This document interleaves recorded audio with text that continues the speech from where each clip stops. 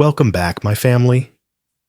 Before we dive into tonight's creepy little journey, make sure to like the video, subscribe to the channel, and share this with someone who loves a good scare before bed.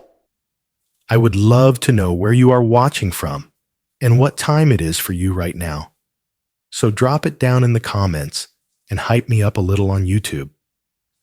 Now, get comfortable, dim the lights, and let us step into tonight's story.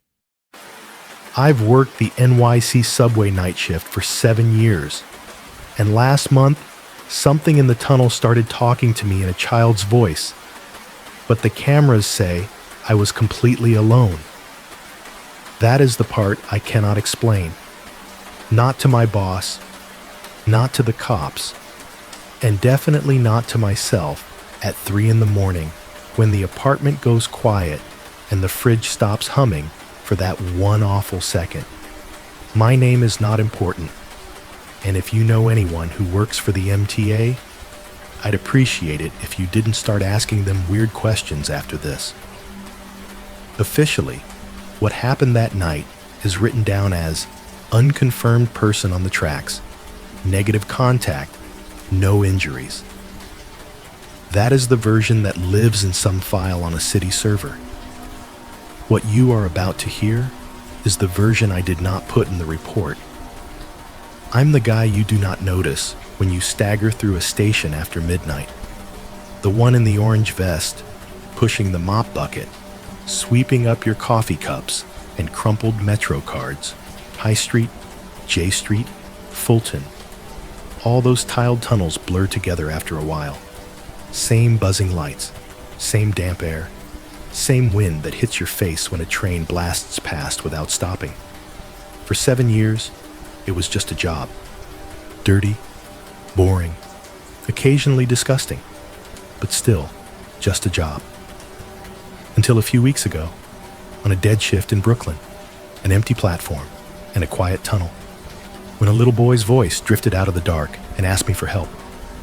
I heard him. I answered him. I stepped off the platform and walked toward that voice on the rails with my flashlight shaking in my hand, because whatever else I am not the kind of person who ignores a kid screaming in a tunnel.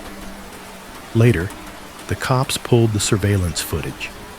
They showed me every angle we had of that platform and the mouth of the tunnel. You can see me clear as day, walking, stopping, turning my head, climbing down onto the tracks. You can see me talking to someone that isn't there. There is no child on that video, no second figure, no movement but mine. So this is the only place I know where I can tell the truth.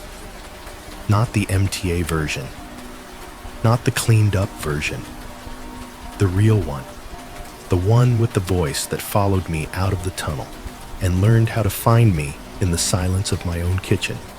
This is what happened underneath Brooklyn, on a night when the subway stopped sounding like a machine and started sounding like something else. I am writing this at my kitchen table in Brooklyn, and for some reason, that detail feels important. The stove clock over my shoulder says 1:17 a.m. The green digits are the brightest thing in the room besides my laptop screen. The fridge behind me is humming in that low, steady way it always does, until it abruptly doesn't. The window AC unit in the living room rattles every few seconds like it is trying to shake itself loose from the frame, pushing lukewarm air into a space that still smells faintly like bleach and metal dust from my jacket hanging over the back of the chair. There is a half-empty styrofoam cup of gas station coffee to my right. The surface has that thin, oily rainbow sheen it gets when it has sat too long. It is stone cold. I keep reaching for it out of habit, taking a sip, remembering it tastes like burned cardboard and regret, and putting it right back down in the same ring it has already left on the table. The email draft on my screen is addressed to a horror channel, not to HR, not to an MTA complaint line. not to any supervisor whose job depends on pretending the subway is a closed system that only misbehaves in predictable, fixable ways.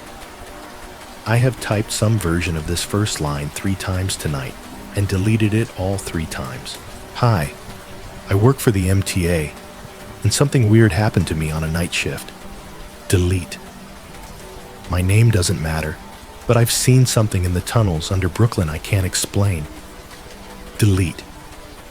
This is going to sound insane, but I need you to hear me out. Delete. The cursor blinks in the empty white box like it is losing patience. In the reflection on the dark window over the sink, I can see the outline of my own head bowed over the keyboard, shoulders hunched, work shirt still on, the orange stripe of reflective tape on my jacket catching a tiny bit of glow from the laptop. I am not used to talking about myself. That is the first problem. Most nights, I am the guy in the background of your commute, if you even notice me at all. The one in the orange vest, pushing a mop bucket past your feet. The one fishing your crushed coffee cups and crumpled Metro cards out of the overflowing bin by the stairs. The one who sighs when you drop a half-eaten slice of pizza right on the platform and pretend you did not see it. Early 30s, blue collar, night maintenance for the subway. 7 years of bleach and dust, and the kind of tired that settles into your bones and never really leaves. In 7 years of working the night shift, I have seen junkies passed out on benches with their mouths open and their eyes rolled back. I have seen overdoses where the paramedics arrived just in time, and a few where they did not. I have seen drunk college kids try to race the closing train doors and lose. I have shone my flashlight down onto tracks to see rats so big they moved like small dogs, their eyes catching the light and glittering for a second before they vanished into cracks. I have heard people screaming at no one and nothing at 3 a.m. Full conversations with invisible enemies, punctuated by fists on tile walls. I have swept around bloodstains the size of dinner plates and wiped away piss from corners where the cameras cannot see. I have sniffed that sharp chemical stink of someone cooking something they definitely should not be cooking in the tunnel alcoves, and pretended I did not notice because I am not paid enough to die over somebody's side hustle. You do that long enough, and you start to think you are numb. That nothing is going to surprise you anymore. You learn to file all of it under New York at night and keep pushing the mop. Nothing surprises you after a while, until something does. I know the kind of stories you read on your channel.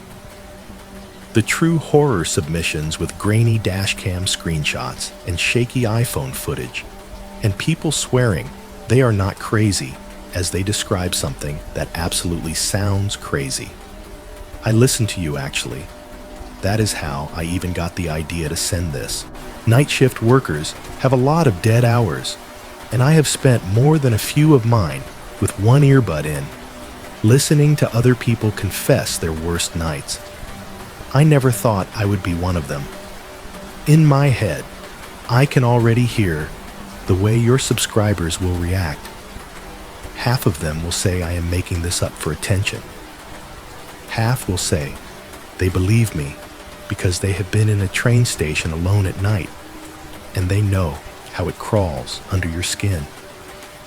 The truth is, I do not need all of them to believe me.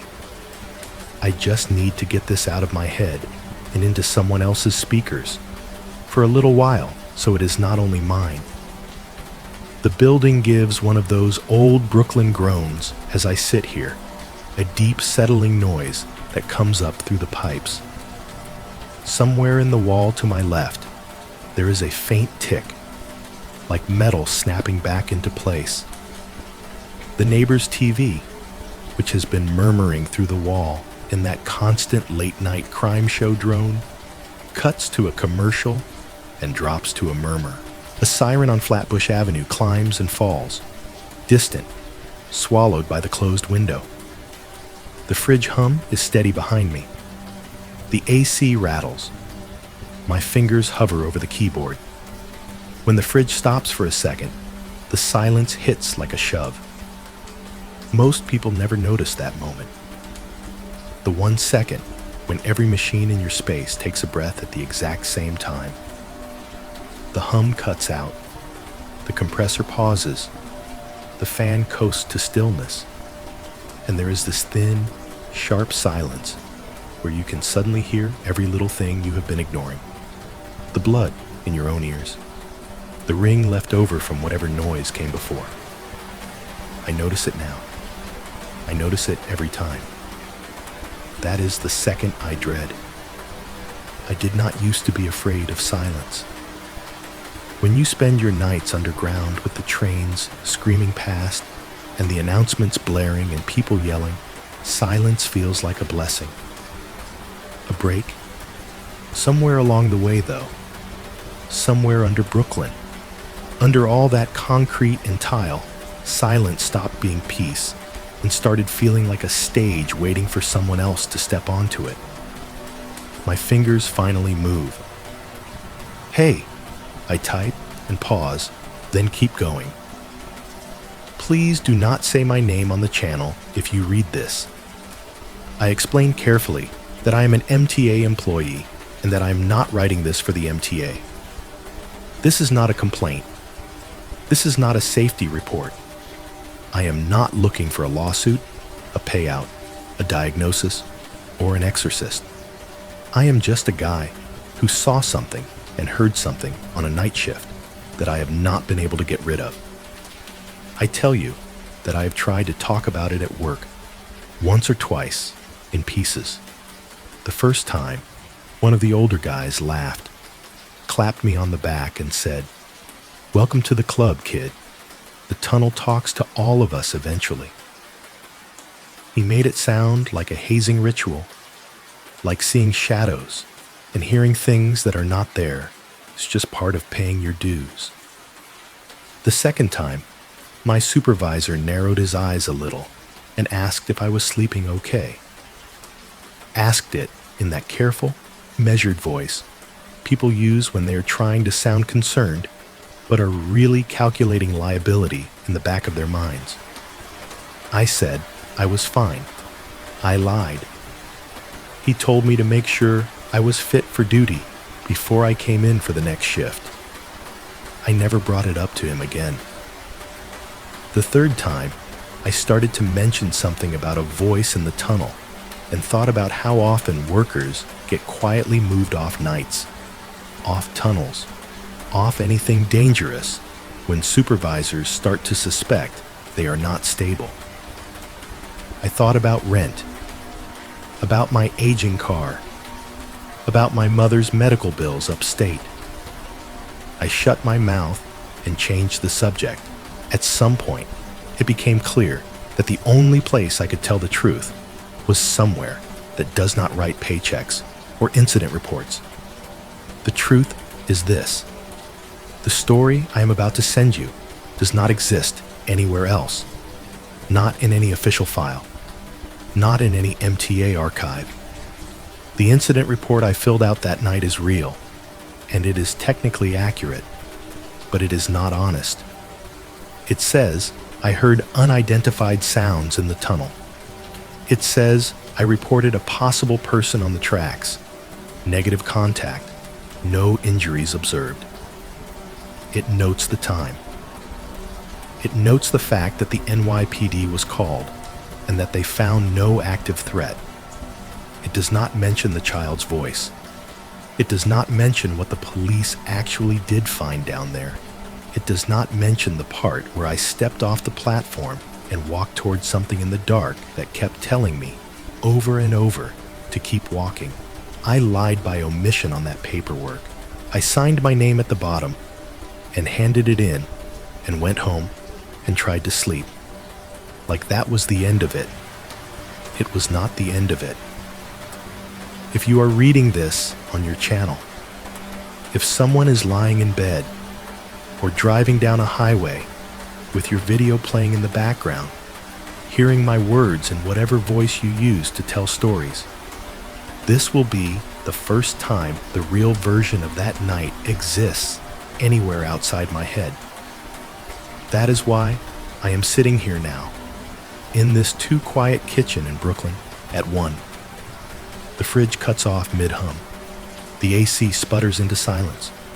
For a single sharp second, the building holds its breath. I stop typing and listen. Nothing. The fridge kicks back in, a little louder this time. The AC rattles again. A car horn bleats once, annoyed, out on the street. I let out a breath I did not realize I was holding and put my fingers back on the keys. Nothing surprises you down there after a while. I type, until something does. And then I finally start telling you what really happened under High Street. Before that night, the subway was just a system to me. Big, loud, filthy, but still a system. You clock in, you do your piece, you clock out. The stuff in between is just noise. On paper, my routine was simple. I would show up at the depot a little before 11, swipe in, and walk into the same fluorescent-lit hallway I have been walking into for years. There is a certain smell all those back rooms share, no matter what borough you are in. Burnt coffee, old paper, sweat dried into high-visibility vests, and a permanent ghost of industrial cleaner that never quite goes away. I would check the corkboard or the little printer by the door for my assignment sheet. The stations rotate, at least in theory, but somehow my name kept landing on High Street in Brooklyn more often than not. It became a running joke in the break room. "You got High Street again?" someone would say, halfway through microwaving a burrito at 10:45 at night. "Must be your second home, man." Yea, sometimes I wondered if the system really picked at random, or if someone in scheduling decided I was good with the lonely ones. Once I had my assignment, I loaded up my cart. Mop, bucket, rolling ringer, long-handled dustpan, the same brown bottle of cleaner concentrate we dilute into 10 other bottles, a sleeve of thick black trash bags, a box of powdered stuff for vomit, a couple rolls of blue shop rags. The tools of my trade lined up and rattling as I pushed them toward the elevator. Badged through, rode down, listened to the ambient noise change as I dropped under the city. Street sounds fading, building noises taking over. Then, as the elevator doors slid open into whatever station I had that night, the familiar hit of subway air. Cool or warm, depending on the season. Always a little damp. Always with that smell of metal and dust and whatever thousands of people left behind during the day. High Street at night is a place most people will never see the way I see it. When you are there during rush hour, it is sweat and heat, and strangers pressed together, announcements echoing so loud they blur, trains constantly screeching in and out. After midnight, it is like someone took a photograph of all that chaos and slowly erased everything except the walls. The first thing you notice when you step onto that platform alone is the size. The walls are long, tiled, and stained in vertical streaks where decades of water have escaped through cracks and run down to the floor. Some tiles have hairline fractures that catch the light when trains pass, making spider webs that were not there when the station opened 50, 60, 70 years ago. The columns stand like tree trunks in neat rows, their paint chipped away around the base where mops and boots have banged into them for decades. Above you, fluorescent lights buzz in unison, but not all of them buzz the same. There is one strip, about 3 columns down from the middle exit at High Street, that flickers in a heartbeat rhythm. 3 quick flicks, then steady for a while, then 3 again. Another, at the far end, hums just a little bit louder, with a higher pitch, so if you are under it too long, it gets under your skin like a mosquito. Trains roar through without stopping more often than they stop. When they do not stop, they feel louder somehow. They send a blast of wind down the tunnel ahead of them, a pressure wave that hits you in the chest a second before the lights appear, shoving the grit along the floor, rattling the trash in the bins. Dust that has been resting on the tops of light fixtures for years sifts down in tiny invisible clouds, catching in your throat and making your eyes sting. There is always noise down there. Even when there is no train in sight, the system is never truly quiet. You get distant announcements in that flat, tired, automated voice, bouncing off tile from the other side of the station, or from an entirely different station connected by some hidden tunnel. You get the far, low rumble of other trains on other lines, vibrating up through the concrete so gently that you do not even register it until it stops. You get the faint, constant buzz of electricity running through cables behind walls you will never see the inside of. You only notice how much noise there is when it vanishes. After midnight, the people thin out. The tourists disappear first, then the families, then the office workers. What you get after that are the ones heading home from late shifts, the drunk ones whose friends are half carrying them, the people who look like they live more underground than above it. By 2 a.m. sometimes, an entire platform will be empty for 20-30 minutes at a time. No trains scheduled, no passengers, just me, my cart, and a space that was built to hold hundreds of bodies at once and now holds one. You would think that would feel peaceful. Sometimes it does. Sometimes it feels like being given the keys to a huge, ugly cathedral. Other times, it feels like being the last person left alive inside a machine that has forgotten you are still in there. Night shift solitude messes with your sense of scale. When High Street is empty, my footsteps echo back at me off the far wall, a half-second too late. My cart's little wheels seem too loud as they bump across the tiles that stick from spilled soda. If I stop moving, I can hear my own breathing, the rush of my own blood in my ears, underneath the usual hum of the place. I have had my share of creepy moments, sure. There was the homeless guy I found once, stretched out on a bench near the end of the platform, so still and pale that for a full 10 seconds, I was sure I was looking at a corpse. His chest was not moving. His eyes were half open. I stood there clutching my broom, frozen, rehearsing in my head how I was going to call it in, until he suddenly snorted himself awake, scratched his chest, and rolled over, mumbling something about the Yankees. Another time, I came down to start my shift and found an abandoned stroller sitting neatly against the wall. No baby, no parent, just a stroller with one wheel slightly turned, a faded cartoon character on the seat, and a sticky lollipop stick stuck to the handle. The cameras did not show anyone leaving it. By 3 a.m, it was still there, empty. Someone from upstairs finally rolled it away, and that was that. There is a piece of graffiti in one of the high street stairwells that keeps coming back no matter how many times we paint over it.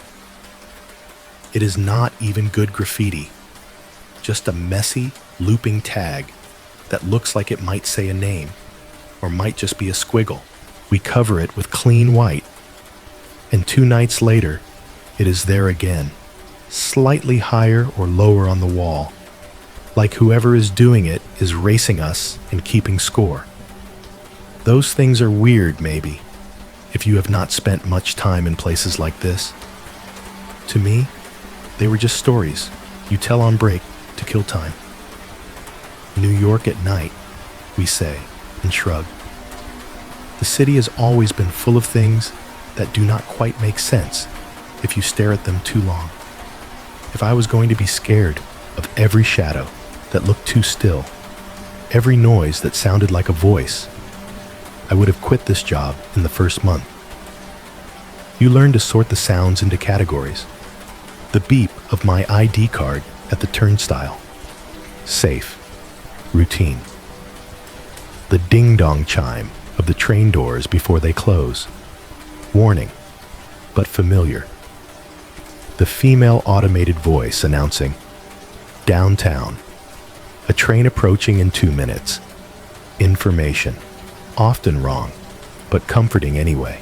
The quiet, heavy click of the big relay switches in the dark when signals change. Mechanical, expected. Somewhere under all of that, there is the station's heartbeat, the low background vibration you only notice when it stutters. For years, all of those sounds blended together into a kind of white noise that let my brain drift. I would mop and sweep and wipe while announcements echoed and doors clanged shut and trains screamed into curves, and all of it just washed over me. That is why, when something did not fit, I heard it. It was a few weeks before the night I am writing to you about, maybe closer to a month. I was at High Street again, alone on the platform around 3 a.m, working my way along the edge with a trash grabber, fishing out candy wrappers and old receipts that had blown up against the lip. The monitors said no trains were due for at least 15 minutes. The tunnel was just a dark mouth with a soft breeze leaking out of it. Somewhere above, a relay clicked. The overhead speakers hummed faintly, waiting for the next automated message. Then the PA system chimed, just once. A single, bright ding, like the start of an announcement. I stopped, leaned on the grabber, and glanced up at the nearest speaker. There was no canned voice about delays. No, if you see something, say something. Instead, what came out was a sound I had never heard through those speakers before. It was a voice, but not the usual clear, pre-recorded lady. It was softer, like someone standing too far from a microphone, half muffled. I could not make out words, just a few syllables, almost a breath, like someone had leaned on a button somewhere and accidentally let a piece of a conversation slip through the system. Then it cut off. No static, no follow-up chime, just the regular hum again, as if nothing had happened. I waited for a repeat, for an error message, for anything. Nothing came. After a minute, I shook it off and went back to work. Glitch, I told myself. Some tech in a booth somewhere hit the wrong switch. It stuck with me, though, because in all my years underground, with all the noise and all the chaos, that was the first time the subway had ever sounded like it was letting me overhear something I was not supposed to hear. I did not know it then, but that was the first crack. The first hint that High Street was going to stop being just another assignment on a printed schedule and start being something else entirely. The strange thing is, the first time I heard him, I did not even realize that was what I was hearing. Back then, it was just another weird noise in a place built out of weird noises. If you have never stood alone on a subway platform at 3 a.m, you probably think you know what silence is. You do not. There is no such thing as true silence underground. There is only less noise and more noise, and sometimes something hiding between the two. It was one of those nights where the shift felt like it would never end. I remember that part clearly. My feet hurt, my back was a knot, and I was running on coffee and muscle memory. High Street was mine again. The assignment slip had my name on it, same as always. The clock in the little back room said 2:47 a.m. when I pushed my cart through the service door and rolled out onto the platform. The place was empty.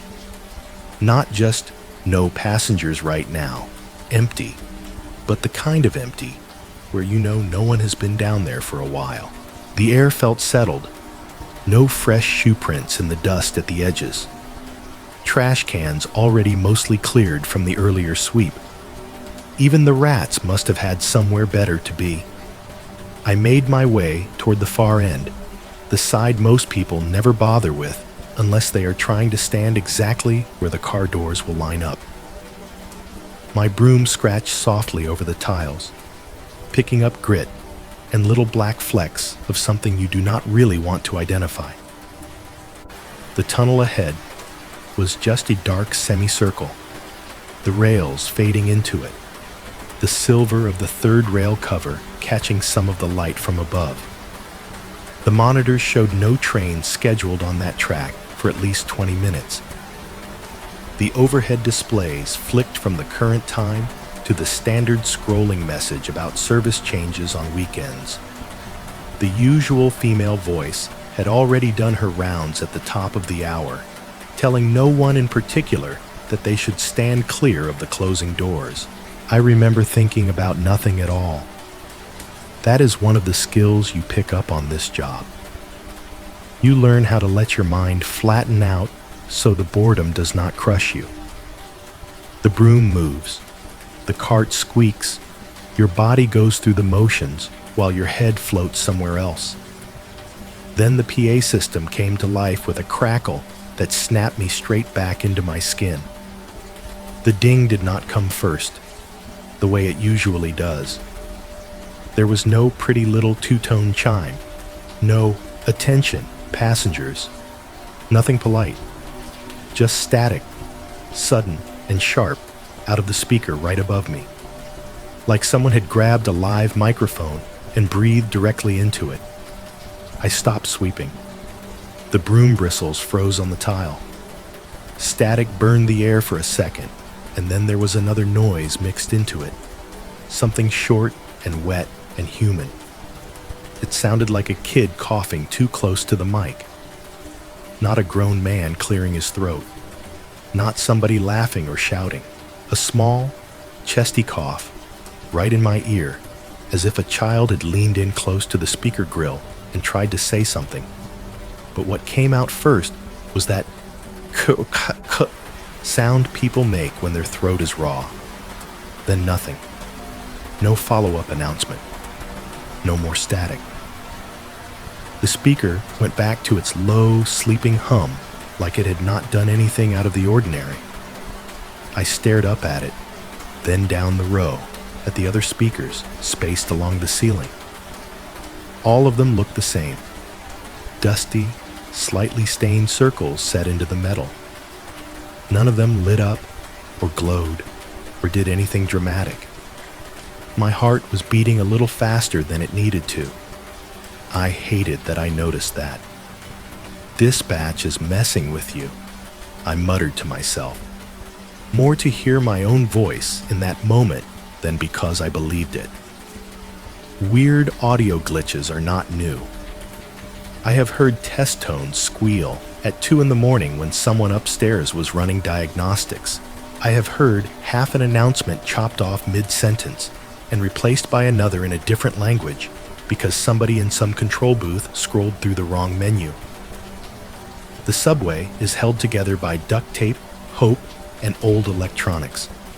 Strange sounds come with the territory. So I did what you do on nights like that. I shrugged it off. Test signal, I told myself. Some crap with dispatch. Someone leaned on the wrong button. I went back to sweeping. My broom made that dry whisper noise over the tiles.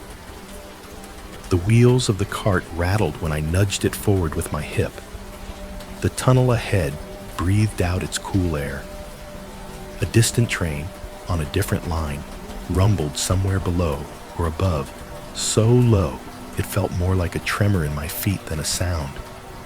But I started walking a little faster, and I did not turn my back on that part of the platform any longer than I had to. For the next few nights, every time I passed that same spot, under that same speaker, near that same section of yellow tactile strip by the edge, I felt it. Felt it is the only way I can describe it. Like eyes on the back of your neck. Like that tiny hairs up sensation you get when someone is standing too close behind you in line, even before you see their shadow. I would come down the stairs, push my cart along, and as soon as I got near that stretch by the tunnel mouth, something in me would tighten. Sometimes I would glance sideways into the darkness, just for a second, just to check.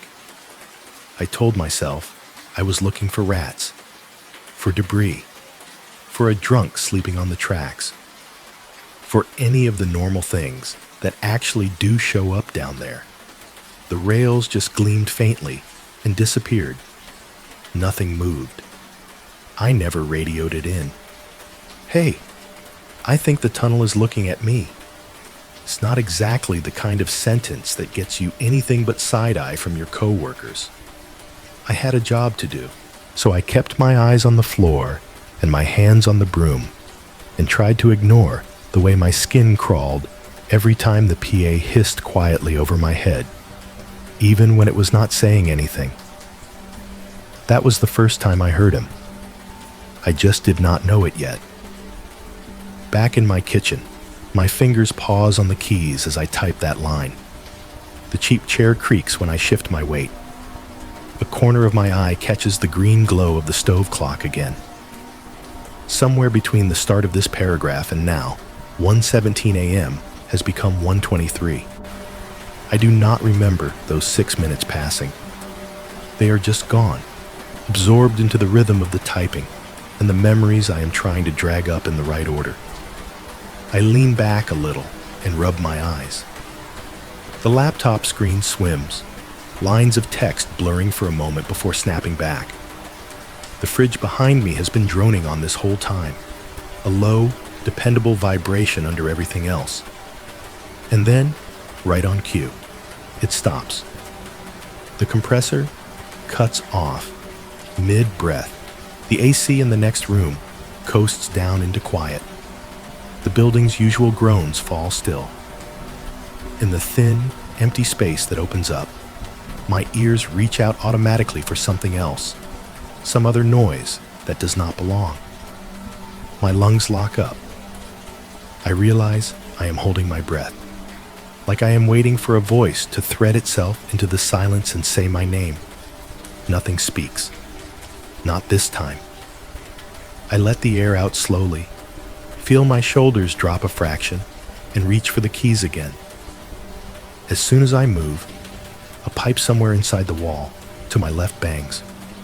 Not a polite little tap, but a solid, metallic bang, like someone dropped a length of rebar against the inside of the building. The sound runs down the wall and into the floor, a brief, ugly vibration that makes my teeth clench. My brain supplies a comparison before I can stop it. It sounded like a rock dropped on a rail. I almost typed that. I almost write the sentence just like that into the email. Instead, I swallow it. Feel the word rail sitting in the back of my throat, like a pill that will not go down, and I write something else. You might notice I am not giving you a date for any of this. Not yet. I keep saying one night and a few weeks before, like we are talking about old history. That is a reflex from all the years of hearing people tell ghost stories like they happened to somebody's cousin's friend, safely distant. The truth is, what I am about to describe is not some urban legend from the 80s, or something that happened to me fresh out of training. It happened less than a month ago.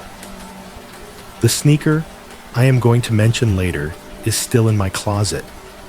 The recording is still on my phone. The station is still on my assignment sheet. I pulled my schedule for this week off the printer before I came home tonight. High Street is on there. Again. So when I tell you that the first time I heard him was just a cough in the static and a feeling in the tiles under my boots, I need you to understand something. The real story, the one that made me sit down at 1:17 a.m. in a too-quiet kitchen in Brooklyn and finally decide to tell someone, is not over yet. The night everything really started was a Tuesday. I remember that because Tuesday is the deadest kind of dead in this city once you get past dinner time. Weekends have drunk people and concert crowds and couples fighting on platforms. Mondays have commuters who stayed late at work. Friday nights are their own animal. But Tuesday, June 6th, the year I am talking about, was the kind of night where the whole city felt tired of itself. I clocked in at 11:02 p.m. at the depot, same as 100 other nights. The badge reader gave its little green blink and single flat beep when I swiped my ID. I pushed the heavy door open with my shoulder and walked into that same fluorescent lit locker room I have been walking into for years. For a second, the change in light from the street to the inside stabbed my eyes. Everything in there is too bright and too dull at the same time. Pale tile, off-white walls, metal lockers dented in the same places from boots and fists and time. The smell hit me right away. It always does. Old coffee first, the bitter burned note of it sitting for hours on a hot plate in a stain machine in the corner. Then under that, the chemical tang of floor cleaner and whatever they used on the bathrooms earlier. A salt and sweat layer rides underneath it all, trapped in fabric and rubber and the foam of old chairs. A few guys were already in there, half in uniform, half out. One of the older mechanics was leaning back on a bench, speaking rapid Spanish into his phone, with the weary cadence of someone arguing with family. Another guy I knew from a different station was laughing at a meme on his screen, headphones in, shoulders shaking silently. Down the hall, in the tiny break room that never seems quite big enough for the number of bodies crammed into it, the small TV mounted in the corner was tuned to some 24-hour news channel, with the volume turned almost all the way down. A politician's mouth moved, captions scrolling, but no one was looking at it. The real soundtrack in there was the low hum of voices, English and Spanish overlapping, the occasional curse, the rustle of paper food wrappers. The soda vending machine by the door provided its own background noise, humming like it had lungs. Every so often, it made this hollow thunk from deep inside, a can shifting or settling, loud enough in the quiet moments to make someone glance over like it might be spitting something out on its own. I spun my locker combination by feel, opened the metal door, tossed my backpack inside. My reflective vest hung from a hook, the neon striping catching the overhead light. I shrugged into it, zipped it halfway, and grabbed the folded sheet from the ledge where they put out the nightly assignments. It was a single, creased piece of paper, the printer ink slightly smeared from someone's damp thumb. I scanned down the list of names and stations until I found mine. There it was, my last name, half mangled like always, and next to it, High Saint. My stomach did a small drop. Not panic, not even real dread yet. Just that dog sense of knowing you are being handed the same bone that has bitten you before. High Street again? A voice behind me said, already laughing. I turned to see Marvin leaning against the doorframe, coffee in hand, still in his street clothes, jacket open. He nodded at the paper. That station eats people, man. You better tie yourself to the railing. I snorted and rolled my eyes, because that is what you do. I get overtime if it eats me, right? Nah, he said, shaking his head. You just get a plaque. He mimed tracing words in the air. Dedicated to the memory of that one dude who thought he heard God in the tunnel.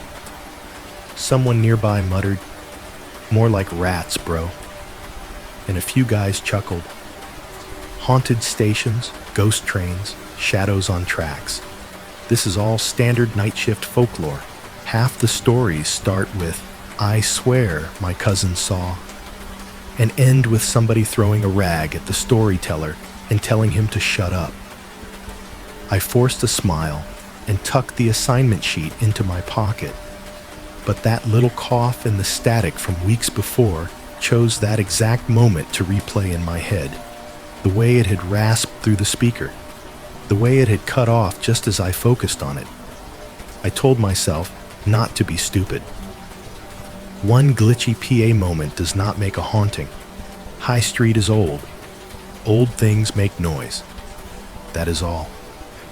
Maybe if it had been any other station printed on that sheet that night, I would have believed that thought a little more. I loaded my cart in silence. Mop, bucket, bottles, bags. The wheels squeaked a bit under the weight. That front right caster always squealed when it carried too much. I nudged it into motion and pushed my way back out of the break room. Past the circle of guys still swapping stories about the time I saw a shadow in the tunnel, like they were trading cards. The transition from the depot to the actual station is like moving through layers of sound. First, the hallway noise, shoes on concrete, a door swinging shut somewhere, the echo of someone laughing 2 rooms away. Then the elevator, its doors closing with a dull thud, the small space smelling faintly like hot metal and whatever cheap cologne the last shift wore too much of. The fluorescent light in the ceiling flickered once, then held steady. I hit the button for the lower level and watched the numbers tick down. As we dropped, the muffled thrum of the city above thinned out. Street sounds, honking, distant music, a motorcycle screaming through a yellow light, turned into a vague vibration in the bones. The further down we went, the more the building's internal noises took over. The gentle rattle of the elevator cables, the hum of the motor, the faint whistle of air moving through unseen vents. When the doors opened on the staff corridor near High Street, the change in temperature slid over me first. The air was cooler down there, but thick. The walls were painted that institutional off-white, scuffed at ankle height from countless carts and boots. The lights buzzed overhead, not as bright as in the depot, with a slightly yellow cast that made everything look older than it was. I pushed the cart down the empty hallway. My footsteps echoed ahead of me, then came back a half-beat later. Some of the metal gates to public stairways were rolled halfway down, their bars casting stripes across the floors like shadows from a giant cage. Signs that shouted directions in bold black letters during the day now just hung there like they were waiting for someone to turn them off and admit they were tired. Down one flight of service stairs, then another. Each step made the faintest hollow ring that bounced around in the stairwell, like there were more feet descending just out of sight behind me. My hand slid along the cold metal of the railing, the skin catching slightly on a patch of rust. There is a specific kind of emptiness that lives in a station after hours. It is not just lack of people. It is the way everything that is built for movement just sits there. The turnstiles that spend all day clacking as people push through them stand frozen. The benches along the walls hold nothing but shadows. The MetroCard machines, with their bright screens and robotic voices, flicker in out-of-service mode or sit dark, waiting. The closer I got to the platform level, the more I could hear the subway's own internal sounds pick up. Not trains yet. Those were deeper, more distant. But the constant gentle buzz of transformers, the faint rushing of air, the far-off rattle of something metal adjusting in a tunnel somewhere I could not see. At the door that led from the back corridor out onto the high street platform, I took a breath I did not notice I was taking until it was already in my lungs. Old habit. Brace yourself. New room. New set of things that might be broken, spilled, or screaming. I badged my ID at the panel next to the door. The reader gave the same bored beep it always gives. I turned the handle and pushed.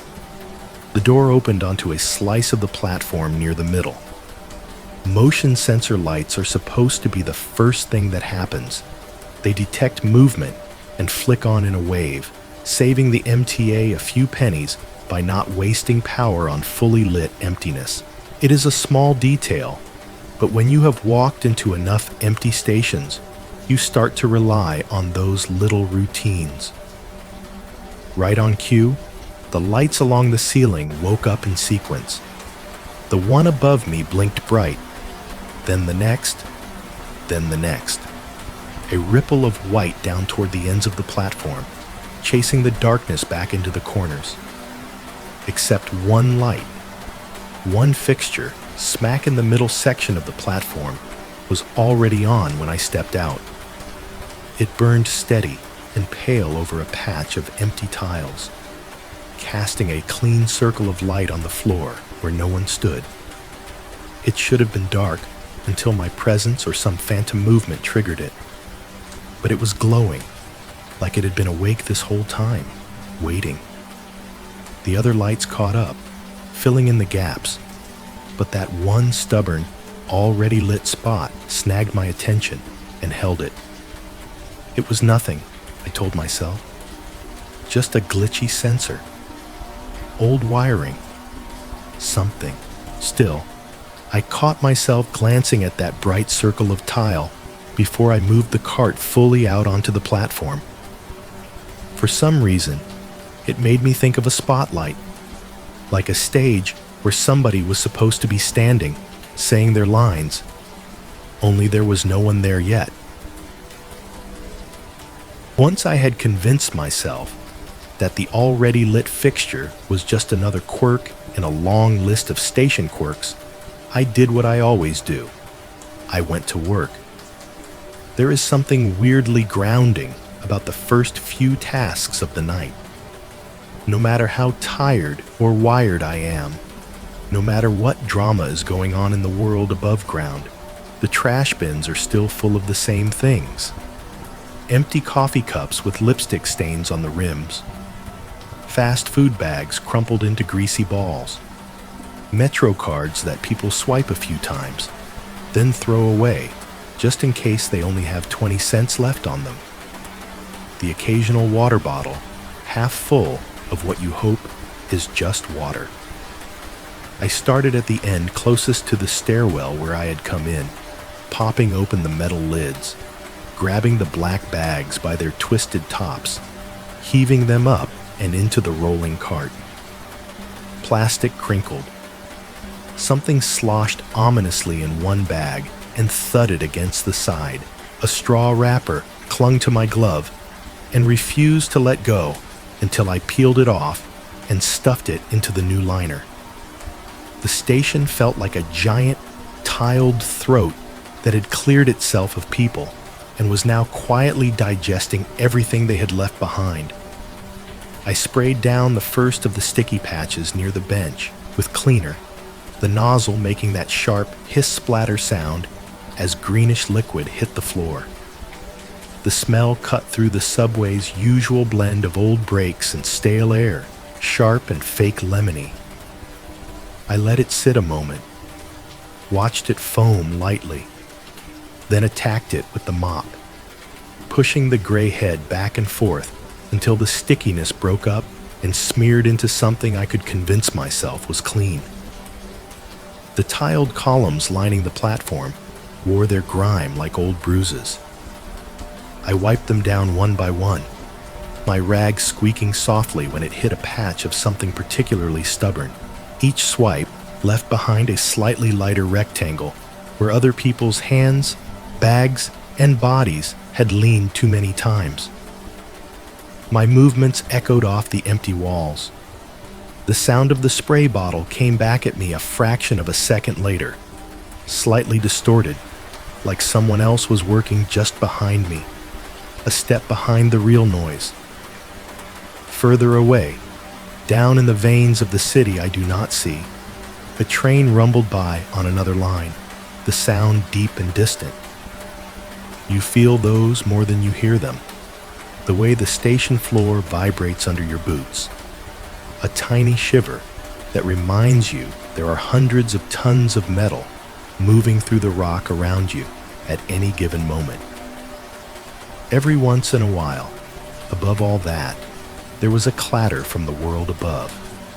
Someone walking across a sidewalk grate, a rolling suitcase bouncing over a seam in the pavement, a delivery cart rattling, all of it translated into hollow, muffled knocks in the ceiling of the station. The lights hummed overhead in a steady, high note. If I tuned everything else out, that was the sound that remained, long, thin, and constant. It made my teeth itch if I listened too hard. Between one trash can and the next, I stopped to glance up at the digital display board bolted to the ceiling. The red letters crawled across the black screen with their usual bored slowness.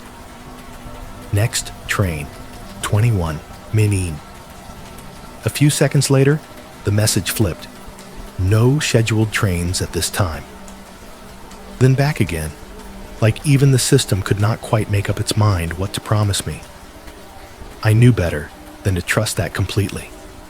Even when there are no scheduled trains, the line is not dead. You still get non-passenger runs, equipment moves, test cars, things that blast through without stopping, surprising the hell out of whatever rat happens to be on the tracks at that moment. But those are rare at this hour. Rare enough that I did not expect to see anyone standing on the platform for a while. The thing about an empty station is that it does not stay empty in your head. You start talking to yourself. Not out loud, not at first, but in a running commentary that sounds dangerously close to a second voice if you let it go too long. I caught myself thinking, for maybe the 100th time, that I could probably lie down across 3 seats on the bench, close my eyes, and take a nap, and no one would notice until sunrise. I could nap right in the middle of the platform, and nobody'd care, I said quietly, just to hear my own breath shape the words. My voice bounced back from somewhere near the far wall, softer, wispier, like it belonged to someone thinner. I shook it off, moved to the far end of the platform, the part that curves just enough that if you stand there, the middle disappears from view. The tunnel mouth loomed ahead of me, a perfect black arch, rails sliding into it and vanishing. This is where the little cough on the PA had happened weeks before, under one of the speakers near this end, under a section of ceiling that always looked just a shade darker than the rest. I kept my eyes mostly on the floor, sweeping debris into little piles and funneling them into the pan with the broom. Screwed up receipts. A gum wrapper plastered to the tile. Something that might have been a piece of potato chip once upon a time. Then I heard it. A sharp, metallic clang from the tunnel. It was not loud. That is the part that stuck with me. It was not the roaring crash of something major. It was a small, specific sound, like a metal object hitting another metal object at just the right angle to send a clean note out into the air. My head snapped up before I even decided to move. The broom froze in my hands. For a heartbeat, it was just me and that quickly fading vibration hanging in the space between the rails and the mouth of the tunnel. Something small and hard had hit the rail. I knew that sound. Every kid who has ever thrown a rock at tracks knows that sound. The rest of the station went on humming like nothing had happened. Whatever train had been rumbling in the distance kept rumbling. The lights buzzed. Somewhere above me, someone must have walked across a sidewalk grate, because dust trickled from a crack in the ceiling, glittering in the fluorescent glare. I stood there and listened. 10 seconds. 20. 30. No second noise. No scuff of feet. No scrape of stone. No human cough threaded through static this time. Loose concrete, probably, I muttered. Hearing my own voice helped settle the goosebumps that had sprung up under my sleeves. Rust. This place is older than my dad. Which was true. High Street went up decades before my father was born. There is a lot down there that has been there longer than most people I know. Concrete shifts. Bolts come loose. Pieces fall. It is easier to believe in bad maintenance than in anything else. I started sweeping again, if only to feel the comfort of the broom's steady scrape. Tile, tile, line of yellow tactile strip, the little rubber circles worn down from a million feet. After a few minutes, the concentration broke. My mind drifted again, the way it always did when I lost myself in the rhythm. Cart squeak, broom drag, the soft swish of the bag inside the bin, kissing the sides as I tugged it into place. I turned away from the tunnel, angled back toward the middle of the platform, toward that one stubborn light that had been on before I came in. It still burned steadily there, a bright island above a piece of floor nobody was using. I was midway between the far end and that light when the second clang hit. This one was louder, closer. It rang out through the station with a sharp, clear note that made me stop mid-step, 1 foot still in the air for a second, before I planted it slowly on the tile. The sound was almost identical to the first, a metal-on-metal impact, but it carried differently, like whatever had been dropped this time was heavier or closer to the lip of the platform. It did not feel like a chunk of concrete shrugging itself loose after 50 years. It felt deliberate, like someone with a good arm had thrown something, aiming for the track. The sound bounced off the walls, ricocheted back, thinned out into a faint echo. As it faded, there was a second, softer layer underneath it that tickled my ears just enough to make me doubt myself. It was almost like a low chuckle, not a full laugh, not something you could record and play back as proof. Just a brief, breathy shape at the tail end of the clang, as if somebody standing just out of sight thought they had just done something funny. The hair on the back of my neck stood up, as if the station air had just gotten a degree colder. I stood there in the middle of the platform, broom in hand, staring back toward the tunnel, listening as hard as I could. The digital board above my head scrolled calmly, from time to service messages. The lights hummed. The world just kept going. Maybe I imagined that second part. That is what I told myself. A trick of the acoustics. A weird echo. The tunnel throwing my own breath back at me in a shape I did not recognize. Still, I found myself walking a little more carefully after that, as if the platform had suddenly become someone else's living room, and I was tracking mud on their carpet. There is a line they drill into you during training, somewhere between the slideshow about electrified rails and the one about how fast a train can turn a bad decision into a memorial. Do not step down onto the tracks without notifying control. It sounds simple, like common sense. Down there is where the dangerous stuff lives. The third rail, the trains, the blind spots. Nobody wants a worker turning into another story whispered over a break room table. So when that second clang rolled out of the tunnel and died against the tiles, my first thought was not ghosts or haunted stations or any of the stupid stories we tell each other to stay awake. My first thought was, some idiot is on the tracks. Kids sneak down there sometimes. Drunks. People trying to shortcut under the platform instead of using the stairs to the other side.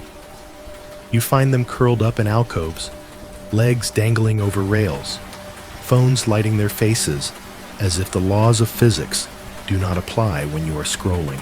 That idea that there was a real person where no real person should be bothered me more than any whisper in the dark. I parked the broom against the nearest column and walked toward the edge of the platform, toward the black arch of the tunnel. The yellow tactile strip under my boots was pitted and worn, the little raised circles smoothed down by millions of feet.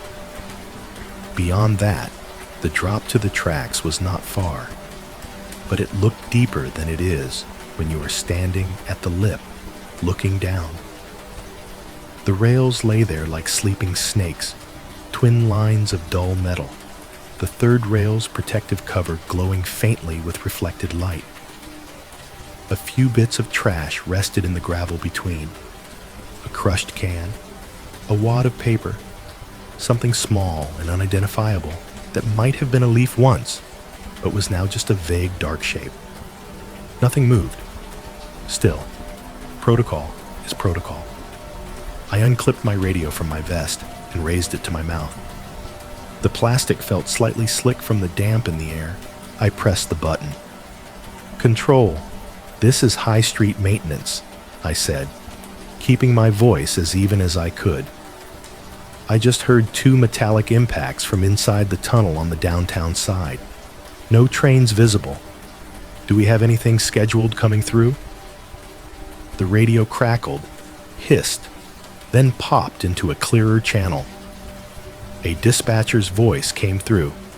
That particular mix of bored and alert you only get from people who have been listening to nonsense all night. But no, there is always a chance one of those calls will be the one that matters.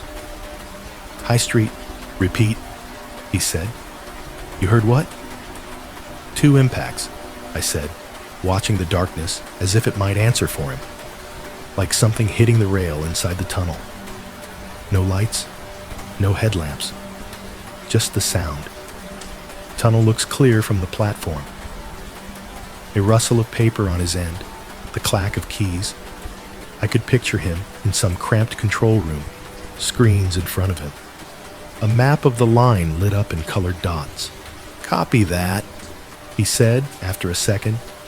No trains due on that track for the next 18 minutes. Probably rats or falling debris. Keep an ear out.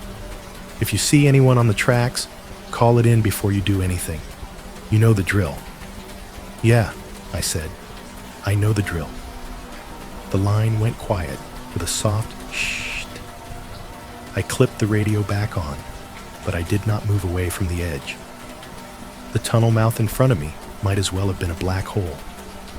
The overhead platform lights ended in a hard line. Beyond that, the world dropped into darkness. The only illumination came from a faint, dirty yellow glow, somewhere deep inside, where signal lights and maintenance lamps cast their sickly halos on the walls. The rails slipped into that darkness and vanished, swallowed by it. Cables hung along the tunnel sides, some neatly attached, some sagging just enough to look like they were reaching. Along the right-hand wall, a thin trickle of water gleamed where it ran down from some unseen crack and followed the contour of the concrete, cutting a darker line through the grime. From where I stood, there was no sign of movement, no shuffling shape, No nervous teenager hopping from sleeper to sleeper, trying not to touch the rails. Nothing but the sense that if something was there, it was holding very, very still. I told myself again what the dispatcher had said. Rats. Falling debris. Old tunnel shift. Bolts let go. Rocks drop. It happens. But the first clang and the second one did not feel the same. One had been the shrug of old infrastructure. The other had been a decision. I stayed at the edge for a full minute, maybe more, listening. The station's usual soundtrack seemed to have turned itself down to a murmur. The hum of the overhead lights was still there. A high, thin line like electrical tinnitus. But I could hear my own breathing over it, slightly faster than normal, stirring the little hairs inside my nose. Somewhere in the wall behind me, an electrical relay ticked, but not in a perfectly steady rhythm. It had a hitch, a tiny stumble every few beats, like a heart that had learned a bad habit. The tunnel itself made its own sounds if you knew how to catch them. The faint sigh of air moving in and out as temperature shifted, the nearly inaudible groan of metal expanding a fraction, contracting, settling. Those were old sounds, part of the bones of the place. What I was listening for was anything new. I did not hear it then. All I heard was my own pulse start to pound louder in my ears as my mind began to wander into places it did not need to go. Images of a kid down there, stuck or hiding, of some drunk who had rolled into the ballast and cracked their head, of the angle the newspapers would choose for the story if I walked away and somebody died that night. If I hear anything else, I told myself, quietly enough that my words did not echo, I'm going down there. There it was, a decision. Stupid maybe, against the rules definitely, but clear. I stepped back from the edge, the tactile strip rough under my heels, and walked away from the tunnel mouth. The air felt a little less thick the further I got from it. The fluorescence seemed a little brighter. I picked up the broom again, partly because there was still trash to deal with, mostly because I needed something in my hands that was not a radio or the edge of a bad idea. I kept to the half of the platform nearest the tunnel. My cart squeaked along beside me, wheels complaining quietly. Every few seconds, I would stop sweeping just to listen, tilting my head slightly like an animal. Then I would hear nothing but my own soft breaths and the constant patient hum of the station, and I would force myself to move again. It is funny how quickly you can go from thinking about nothing to hearing intention in everything. The buzz above me was no longer just electricity. It was a sound that might cut out at any second to make room for something else. The distant rumble of another train in another tunnel felt less like a train and more like the city clearing its throat. Even the vending machine in the little alcove at the back of the platform, which made a hollow thunk inside itself once in a while, started to sound like footsteps on metal from far away. I told myself I was being ridiculous. That is a phrase people use a lot. You're being ridiculous. It is rarely useful. It does not make the feeling go away. It just adds a thin layer of shame on top of it. I made it nearly back to the middle of the platform, near that one light that had been on when I arrived, before it happened.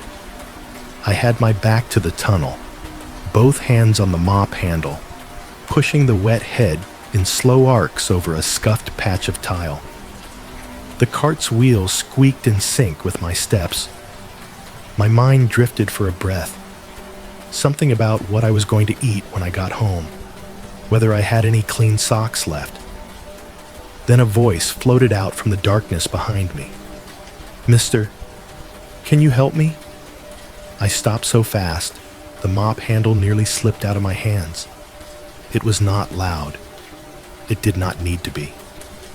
It slid across the air in this soft, clear thread that cut right through the hum of the lights in the distant city and lodged itself directly in the back of my neck.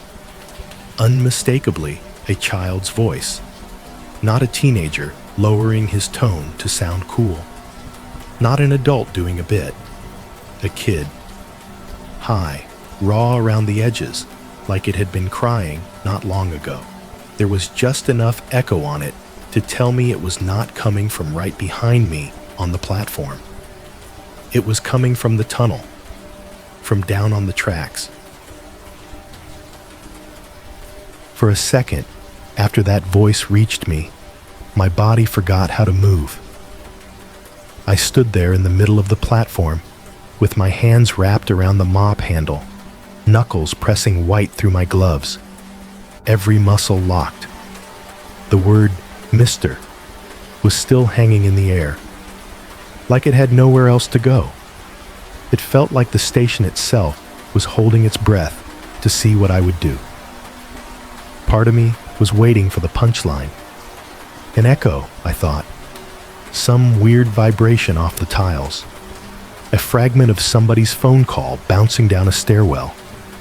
A kid on the street above yelling through a grate. My brain raced to stack up rational explanations like sandbags against the rising water of everything else. Then the tunnel breathed again.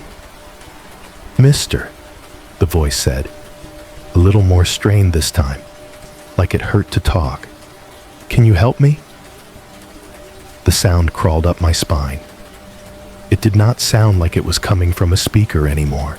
It sounded like it was coming from the air itself, from down low, from that black arch behind me where the rails vanished. I realized I was holding my breath and let it out in a shaky exhale that fogged slightly in the cooler underground air. I made myself turn. The mop handle shifted with me, its damp head squeaking faintly across the tiles as I pivoted to face the tunnel. The platform stretching away in that direction was empty. Just the yellow strip, the columns, the discarded trash bag I had not grabbed yet. Beyond the edge, the tracks waited. Beyond the tracks, the dark. "Hey," I called, my voice coming out sharper and louder than I intended. It bounced off the walls and came back to me in a thinner version, someone else shouting a beat after I did. "Where are you? Are you on the tracks?" There was a pause. If you have ever stood in the quiet after asking a serious question and waited for someone to answer, you know that kind of pause stretches. Down there, it felt like it stretched all the way to the far end of the tunnel and back. "Yes," the voice finally said. "I fell. I can't see. Can you come?" The words hit my chest harder than they should have. A kid, saying they fell, saying they could not see. The training manual, the one they hand you when you first get the job, contains at least 3 sections about how not to die trying to help someone else who is doing everything wrong. It tells you, in plain text, that you are supposed to notify control before going anywhere near the tracks for any reason. That you are not to attempt solo rescues unless instructed by transit police or track supervisors. That no matter how good your intentions, the third rail does not care.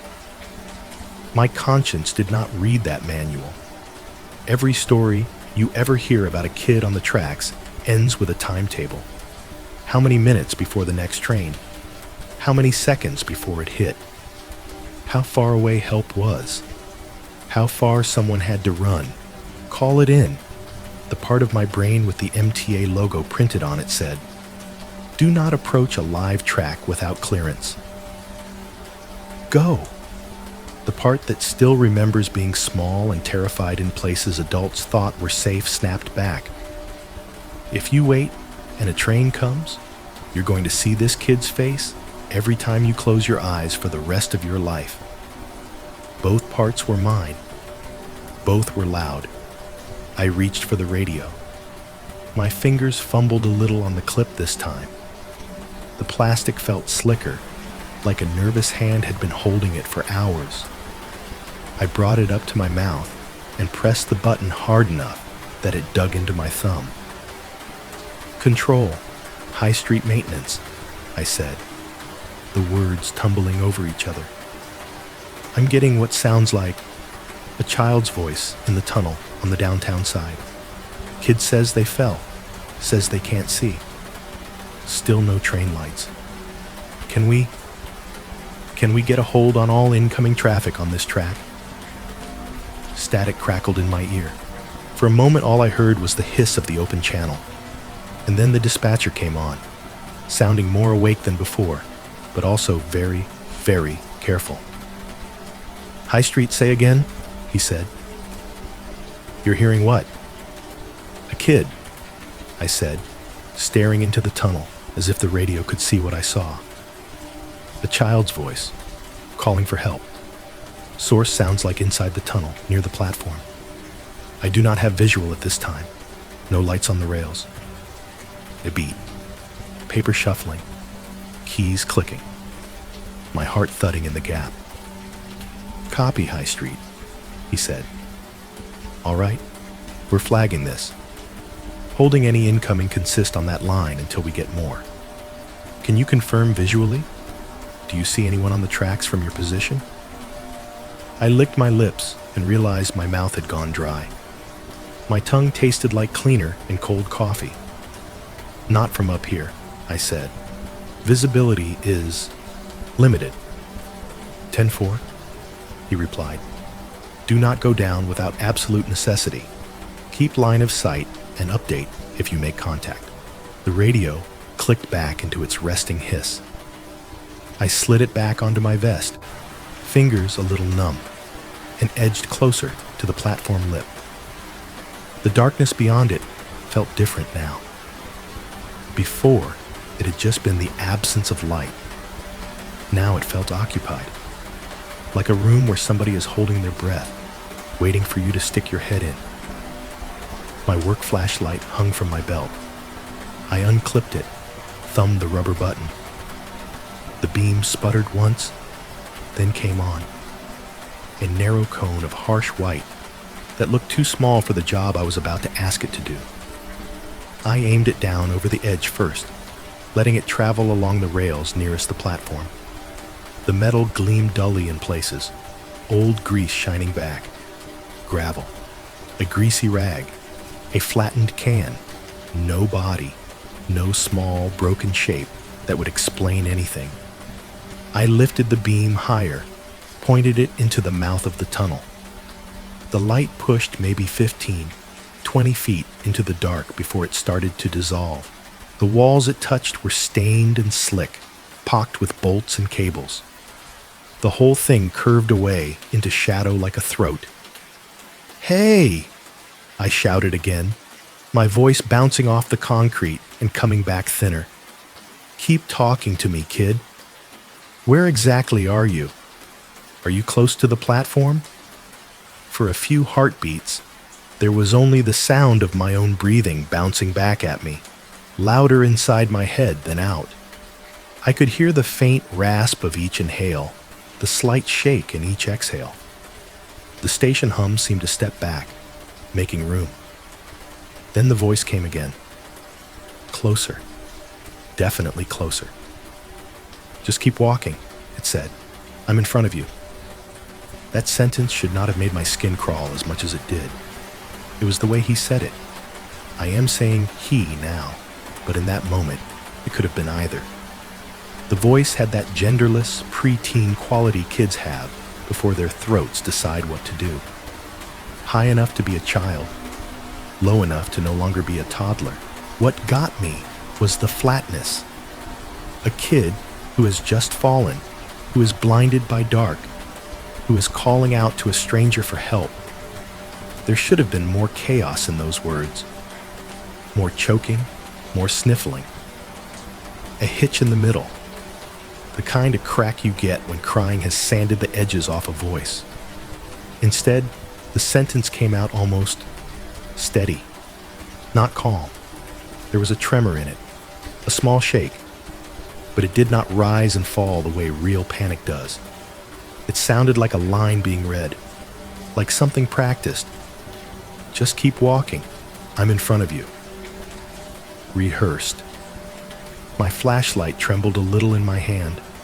The beam wobbled over the wall, catching a loop of cable and making its shadow jump like a limp arm. I'm gonna need more than that, I called, trying to keep my tone level. Are you closer to the right side or the left? Can you see any lights? Can you see the platform? Talk to me. What's your name? Silence flowed back out of the tunnel for a moment. It was not empty, not really. The hum and the distant subway sounds were still there. But the space where an answer should be was blank, and that felt worse than if he had screamed. I pulled the radio up again, thumb hovering over the button. The dispatcher needed an update. I needed backup. I needed somebody else to hear this, so it was not just me versus my own imagination. Before I pressed it, the radio hissed on its own. Static bloomed in my ear. It was soft at first, like a seashell pressed too gently against your head. In that fuzz, for a split second, something shifted. The noise bent.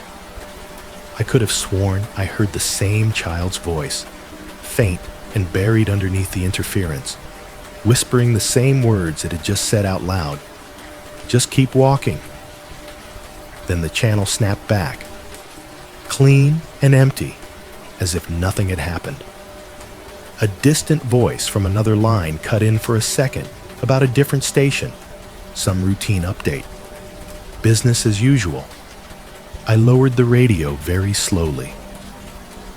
The flashlight beam quivered in my hand, drawing shaky white lines across the mouth of the tunnel. Somewhere in front of me, in the dark that ate my light, a kid's voice had told me to keep walking. And for the first time that night, I let myself wonder if whatever was down there was less interested in being rescued than in seeing how far I was willing to go. There is a kind of math your brain does in moments like that, even if you do not realize it. A ledger opens somewhere behind your eyes and starts tallying up futures. On one side, I stay on the platform. I keep the rules. I wait for someone with more authority and more gear to show up. Maybe the kid is real, and something happens to him before they get there. Maybe the kid is not real, and I go home feeling like a coward who ran from a voice. On the other side, I go down there. I take one step off the safe yellow line and into everything they said not to do. Maybe I help someone. Maybe I die. Maybe I find nothing at all and start to seriously wonder what is wrong with my head. If this kid is real and I do nothing, I thought, I won't sleep again anyway. The choice did not feel noble or heroic. It felt slow and heavy and inevitable, like a train you can hear coming a long way off, but cannot quite get off the tracks of. I took a breath that did not seem to do much and stepped off the platform.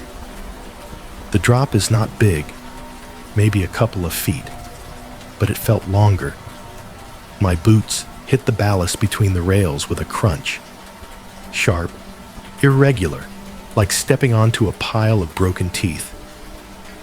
The small rocks shifted under my weight, trying to roll my ankles. I put a hand out to the concrete lip of the platform to steady myself, then let go, once I was sure my balance was mine again. Standing down there, everything felt different. The rails inches from my boots looked thicker, meaner than they ever did from above. The third rail's cover sat squat and sinister to one side, the warning signs about high voltage seeming more personal when you could touch them if you made one bad choice. The platform above me now looked like a ledge in a canyon wall. Sound changed too. Up top, Everything blurs together into an echo chamber. Down here, each noise had edges. Somewhere overhead and to my left, an electrical box hummed with a low, steady note, like a refrigerator in the next room of a sleeping house. My own footsteps on the ballast were louder than I wanted them to be. Crunch, crunch. Each step, its own small avalanche of stone. From the tunnel, or somewhere just inside it, came the faint, intermittent drip of water. Each drop hit something metal or stone and pinged, sending a tiny, bright sound out into the gloom. My flashlight beam cut a path in front of me. I pointed it straight ahead, toward the mouth of the tunnel, and started walking. 1 step, 2, 3. The platform edge fell back behind me. I could see its underside now. Stained concrete, streaks where old leaks had marked it, gum blobs stuck into nooks where no one with a mop ever touched. The circle of light from that one overhead fixture I had noticed earlier shone down on an empty patch of tile above my head, as if I were on stage and had forgotten my lines. I kept my eyes forward and my beam steady.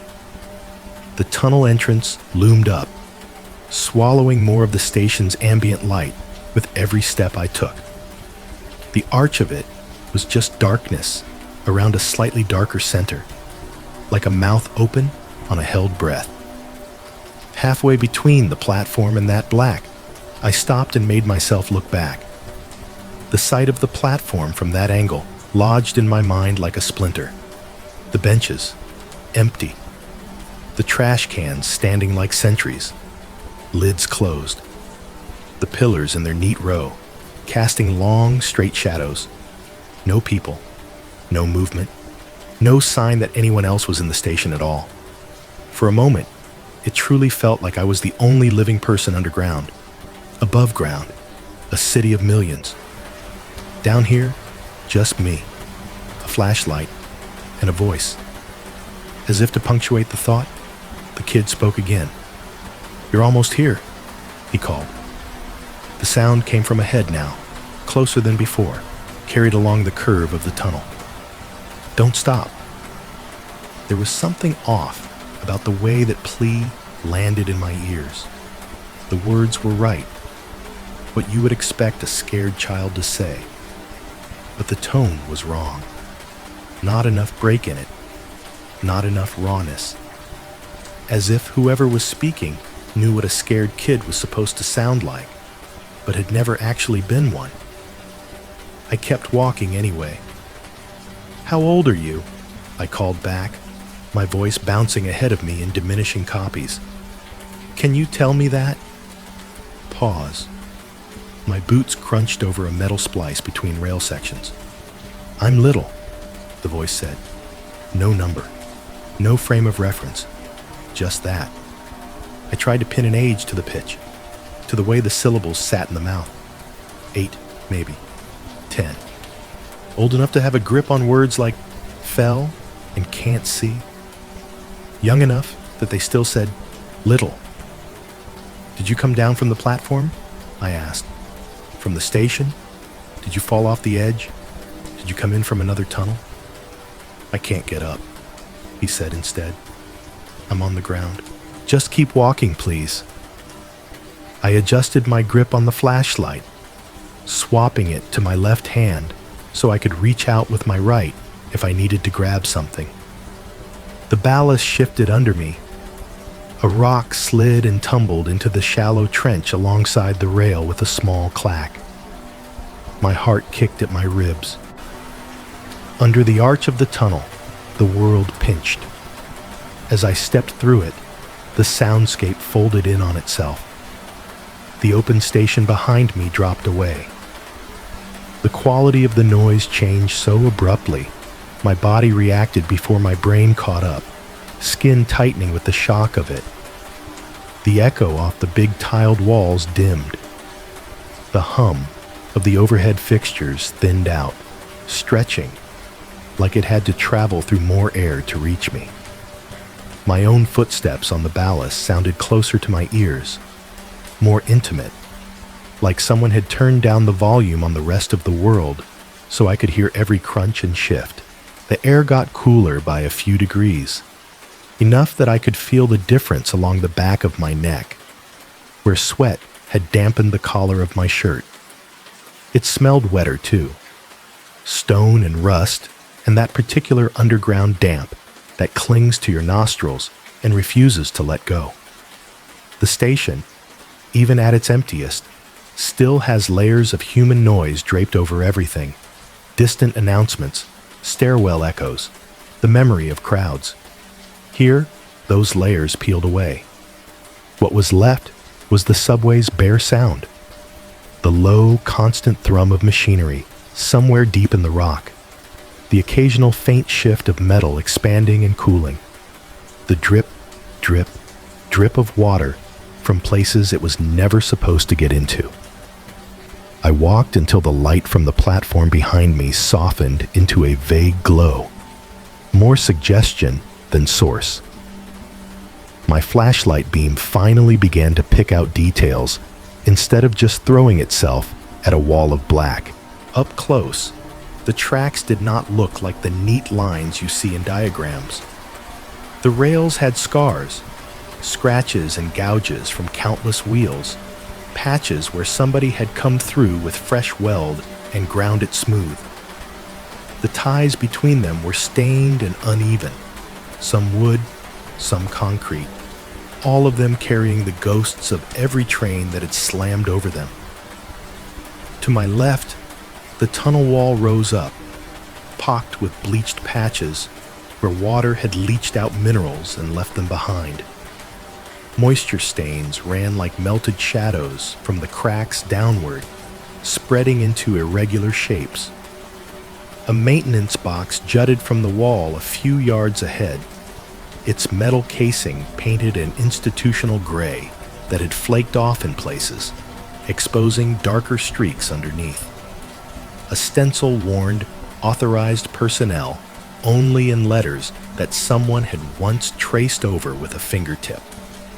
On the right side, a narrow ledge clung to the wall, just wide enough for a person to stand if a train came through and they needed somewhere to flatten themselves. It was dusted with grime and little scraps of paper, like confetti from some forgotten celebration. I kept scanning, left to right to left, looking for any sign of a small body on the ground, a flailing arm, the glint of eyes in my beam.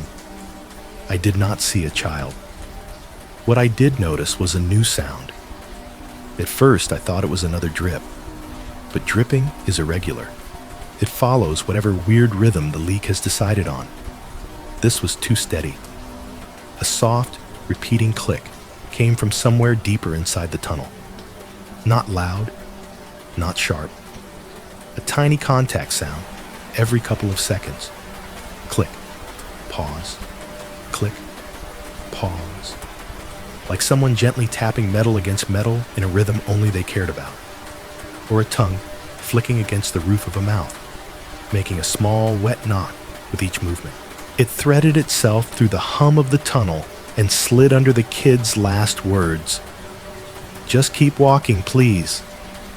Like a metronome, keeping time for a song I did not know the lyrics to yet. I stood there in the half-light, one foot between ties, the other on an uneven patch of gravel, and realized I was not alone down there in more ways than one. For a few seconds, that soft clicking is all I can hear. Click, pause, click. It is coming from ahead, somewhere in the thick dark where my flashlight beam runs out of courage. I squint into it, trying to force my eyes to see more than the light will show me. Slowly, the tunnel stops being one flat sheet of black. Depth creeps in. The faint glow from some far dirty signal light flows around a bend, just enough to paint a very thin, pale stripe along the rails. That is when I see him. At first, it is just a shape interrupting that stripe, 20, maybe 30 feet ahead. A small form in the center of the tracks, where no one has any business standing. Child-sized. About as high as my shoulder if I got right up next to him. Maybe less. His head is slightly bowed. Chin dipped toward his chest. Arms close to his sides. Legs together. Or maybe half folded. It is hard to tell if he is standing or kneeling in that weird flattened half light. He is nothing but a silhouette, a cutout in the thin gray smear of glow. No color, no features, just a darker piece of dark. Relief hits me first, fast and hot. Thank God, I breathe, barely aware I'm talking. I wasn't imagining it. He's real. There's someone there. Relief's twin arrives a second later, icy and sharp. But what the hell is a kid doing here? I take another step forward. The ballast tries to roll under my boot again. I plant my weight more carefully. My flashlight beam creeps along the rails, then jumps the gap and climbs toward the small figure ahead, a trembling cone of white eating into the gray. The light goes up his legs first. Just an outline, just the suggestion of knees. The rest of him is still a dark cutout. His head lifts a fraction as the beam climbs, like the brightness hurts his eyes even though I cannot see them. Hey, I call, trying to sound calmer than I feel. The tunnel throws my voice around, smears it, sends it back to me in watery echoes. I see you. Stay where you are, okay? We're going to get you out. Just tell me what happened. The click, click, click, deeper in the dark, keeps time under my words like an offbeat metronome. Silence falls again for a heartbeat or two. The small shape does not move. The click repeats. Then the answer comes. The same answer he has already given me in one form or another since I stepped off the platform. Just keep walking. It should be an invitation. It sounds like a command.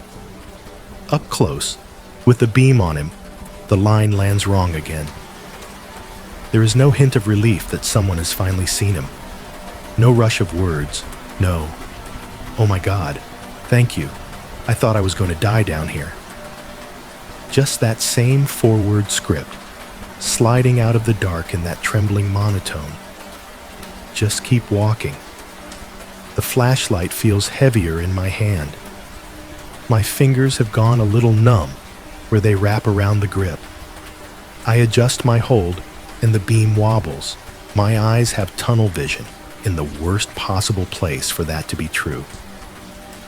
My whole focus has narrowed down to the child-sized shadow in front of me. It is like the rest of the tunnel has drained away. But peripheral vision is stubborn. It catches things you would rather it did not. Something taller edges into that fuzzy edge of perception. Not directly in front of me, not on the tracks. Off to the side, along the tunnel wall, just behind where the child's silhouette is. A second shape. I do not want to look at it, so of course I do. It is standing near the narrow maintenance ledge, back against the wall, or very close to it. Human height, maybe more. Shoulders broad, squared off under some kind of coat or jacket I cannot see, but can feel the outline of. The head is cocked slightly to one side, as if they are listening very intently, or studying something. Motionless. It is not as solid as the kid's shadow. More like someone smeared something darker into the gray there and forgot to blend it all the way. If I stare at it directly, it seems to thin out. If I look just past it, there it is again. A notch taken out of the lighter patch of tunnel. Hey, I call again, but my voice does not go where I aim it. It wobbles. It sounds less like a rescuer and more like someone trying to talk themselves out of running. Is there someone with you down there? Is your mom or dad with you? No answer. Not from the kid. Not from the taller shape that my brain is doing everything it can to label as an adult. The clicking continues. Soft, steady, tap, tap, tap, like a tongue hitting teeth, like a ring against a rail, a rhythm without a song. The flashlight beam stutters as my hand trembles. The cone of light swings off center, brushing the wall near where the taller shape should be. In the harsh white glare, there is nothing there. Just concrete stained with old leaks, cables bolted along the wall, a rusting junction box with peeling paint, shadows that behave properly when you move the light across them. I swallow, feel my throat move too loud in my own ears. I deliberately sweep the beam back and forth across that section of wall, as if I can scrub the wrongness away with light. Nothing. No outline of a person, no coat, no shoes, no human shape at all. Just rock and grime. I lower the beam, just slightly, back to the rails in the thin path of my own footsteps. In the half-dark, above the flashlight's reach, the second silhouette is still there. It has not moved. It is still leaning just so, head tilted, not quite facing the kid, not quite facing me. But when I let my vision go soft around the edges, it feels angled toward both. My skin tightens, like the air has decided to press itself a little closer against me. The clicking stops. It does not trail off or fade. It cuts. One moment, click. The next, nothing. The hum of distant machinery drops away with it. Or maybe my brain just decides to mute it. The drip of water that has been punctuating everything goes silent, as if somebody has turned off a tap in the rock. For 1 second, the tunnel is absolutely still. No sound at all. Not from the station. Not from the lines running under the city. Not from my boots or my breath or the kid or whatever is standing behind him. It feels like the entire subway system has paused, holding itself in a single, sharp instant, waiting to see which way this is going to go. In that slice of silence, the voice comes again. Why did you stop? It is the same child's voice, same pitch, same throat. But it does not sound like it is coming from 20 or 30 feet ahead anymore. It does not sound like it is bouncing off the walls. It sounds like it is right next to my ear. Too close. Too intimate. The kind of angle where you would feel warm breath on your skin if it were really there. I flinch, my shoulder jerking up as if I am trying to shrug something off. The flashlight jumps, the beam jittering across ties and rail and wall. That animal part of my brain, the one that lives under all the training and the uniform and the time cards, finally catches up to what my eyes and ears have been trying to tell it. Both silhouettes, child and taller shape, are not turned away from me, the way you might expect if they were facing deeper into the tunnel, waiting for rescue or watching for a train. They are facing me. The slope of the small figure's shoulders, the angle of the head, the way the darkness curves where a face should be. They are all aligned toward me, not away. And the taller shadow, the one along the wall, is not just standing near the kid. It is angled toward him, like someone standing behind a child with a hand on their shoulder. Like guidance, like possession. My flashlight, in its narrow honesty, still shows only empty space where that taller presence should be. Just concrete and cables and stains. But in the half-light above and around the beam, in the thin gray that lives between what you can prove and what you wish you had never seen, they are both there, watching me, waiting to see if I will do what I have been told. Just keep walking. Every nerve in my body was screaming at me to turn around and run. The problem is, Turning around and running on subway tracks is one of the stupidest things you can possibly do if you also want to keep living. The ballast shifts. The rails are traps for clumsy feet. The third rail sits there like a patient animal that does not need to move to kill you. They drill that into your head in training. Panic gets you dead. So I did the only thing I could manage that was not full-on panic. I stopped moving forward. I planted my boots as steadily as I could on the uneven stones, shoulders tight. Flashlight gripped so hard in my hand, my fingers ached. The beam was still pointed roughly toward the small figure ahead and the taller smear of wrongness near the wall. I did not try to refine my aim. I did not want to see more clearly. I just needed enough light to know how far away they were. The child's silhouette did not move. He stood, or knelt, or hovered, or whatever it was he was actually doing, in that same half-slumped posture between the rails. The vague, dark suggestion of a head stayed bowed just enough that I could not convince myself he was looking away from me. If anything, the sense that his attention was fixed on me grew heavier, like invisible eyes were narrowing. The taller shadow behind him seemed to change in a way that was so small, I almost told myself I had imagined it. It leaned forward, just a fraction. Not enough that you would see a clear shift. More like the difference between someone standing politely and someone starting to pay very close attention. The angle of that cocked head tilted a few degrees, curious, interested. My skin crawled so hard it felt like it no longer fit. Some deeper part of me, the same one that recognizes when an animal in the dark is watching you, started to shake the bars of its cage.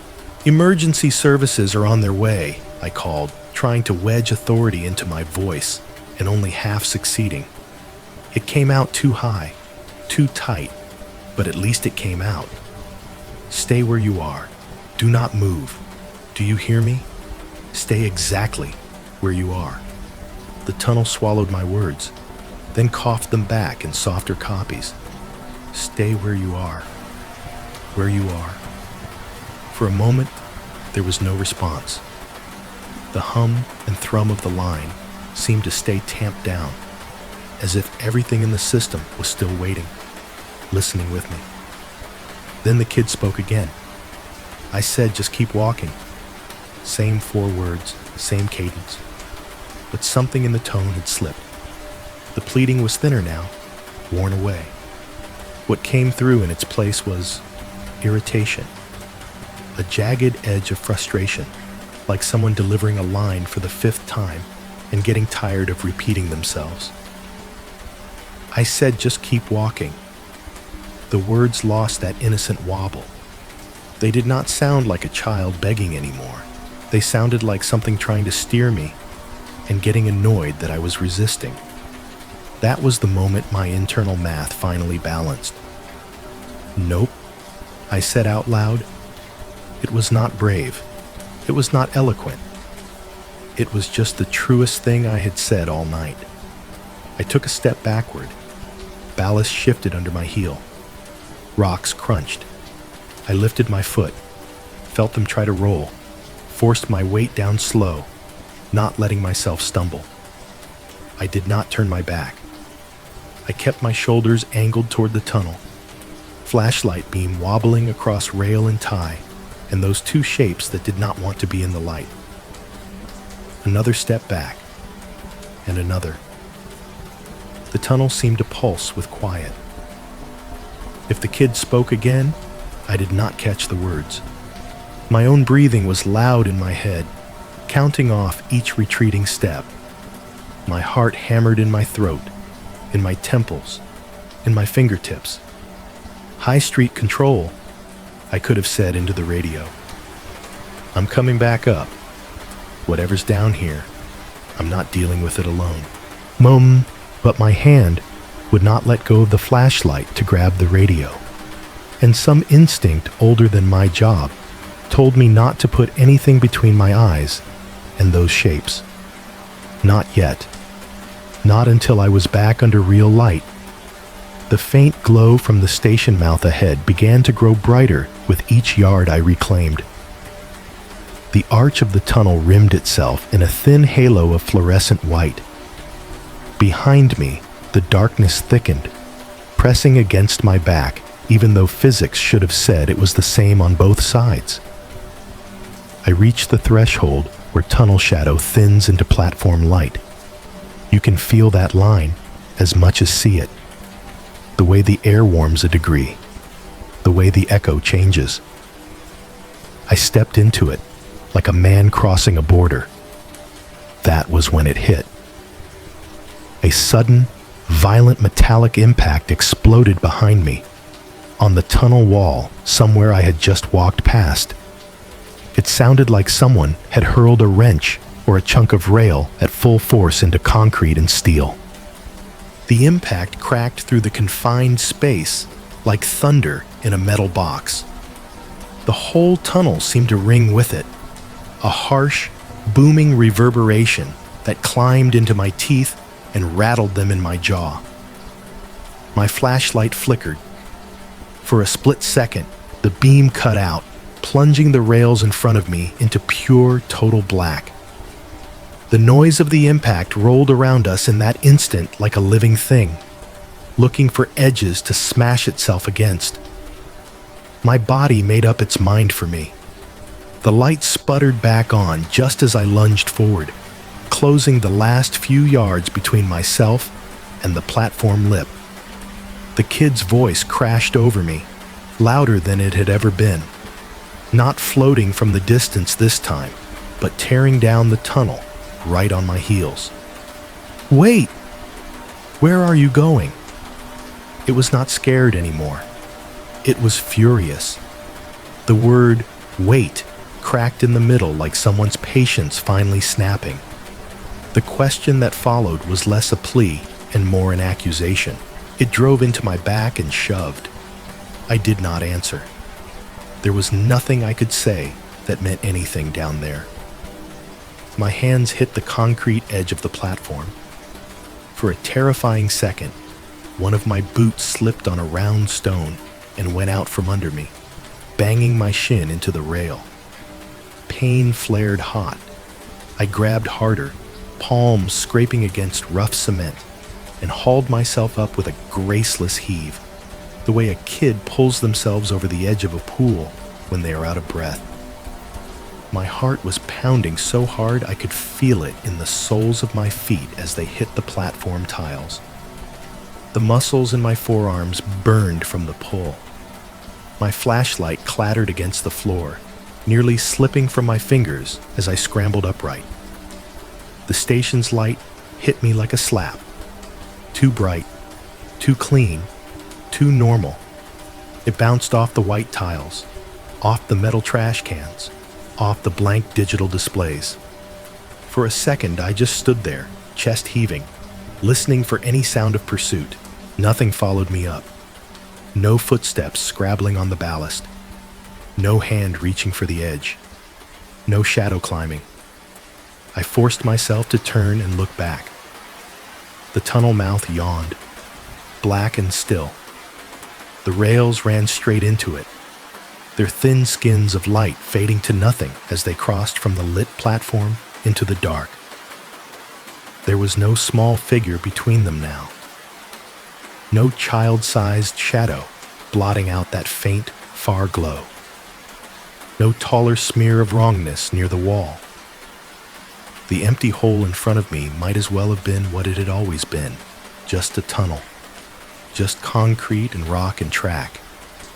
You could stand there with a clipboard and a flashlight and swear under oath that nothing, no one, had ever been in there.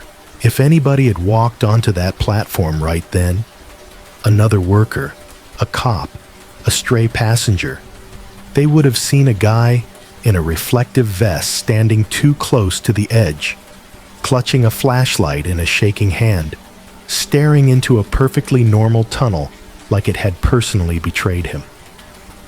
High Street? Status?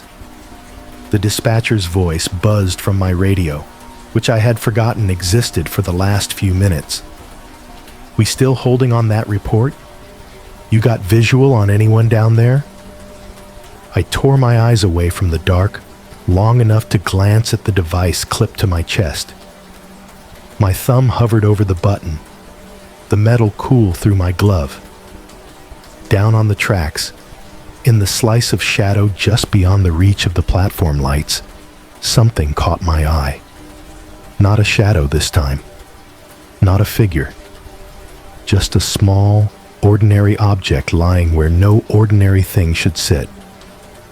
I stepped a little closer to the edge, careful to keep my boots behind the tactile strip, and angled the flashlight down. On one of the ties, between the rails near where I had first dropped down, a single children's sneaker rested on its side. Scuffed, dark canvas, a white rubber toe. Laces trailing loose like something had untied them in a hurry.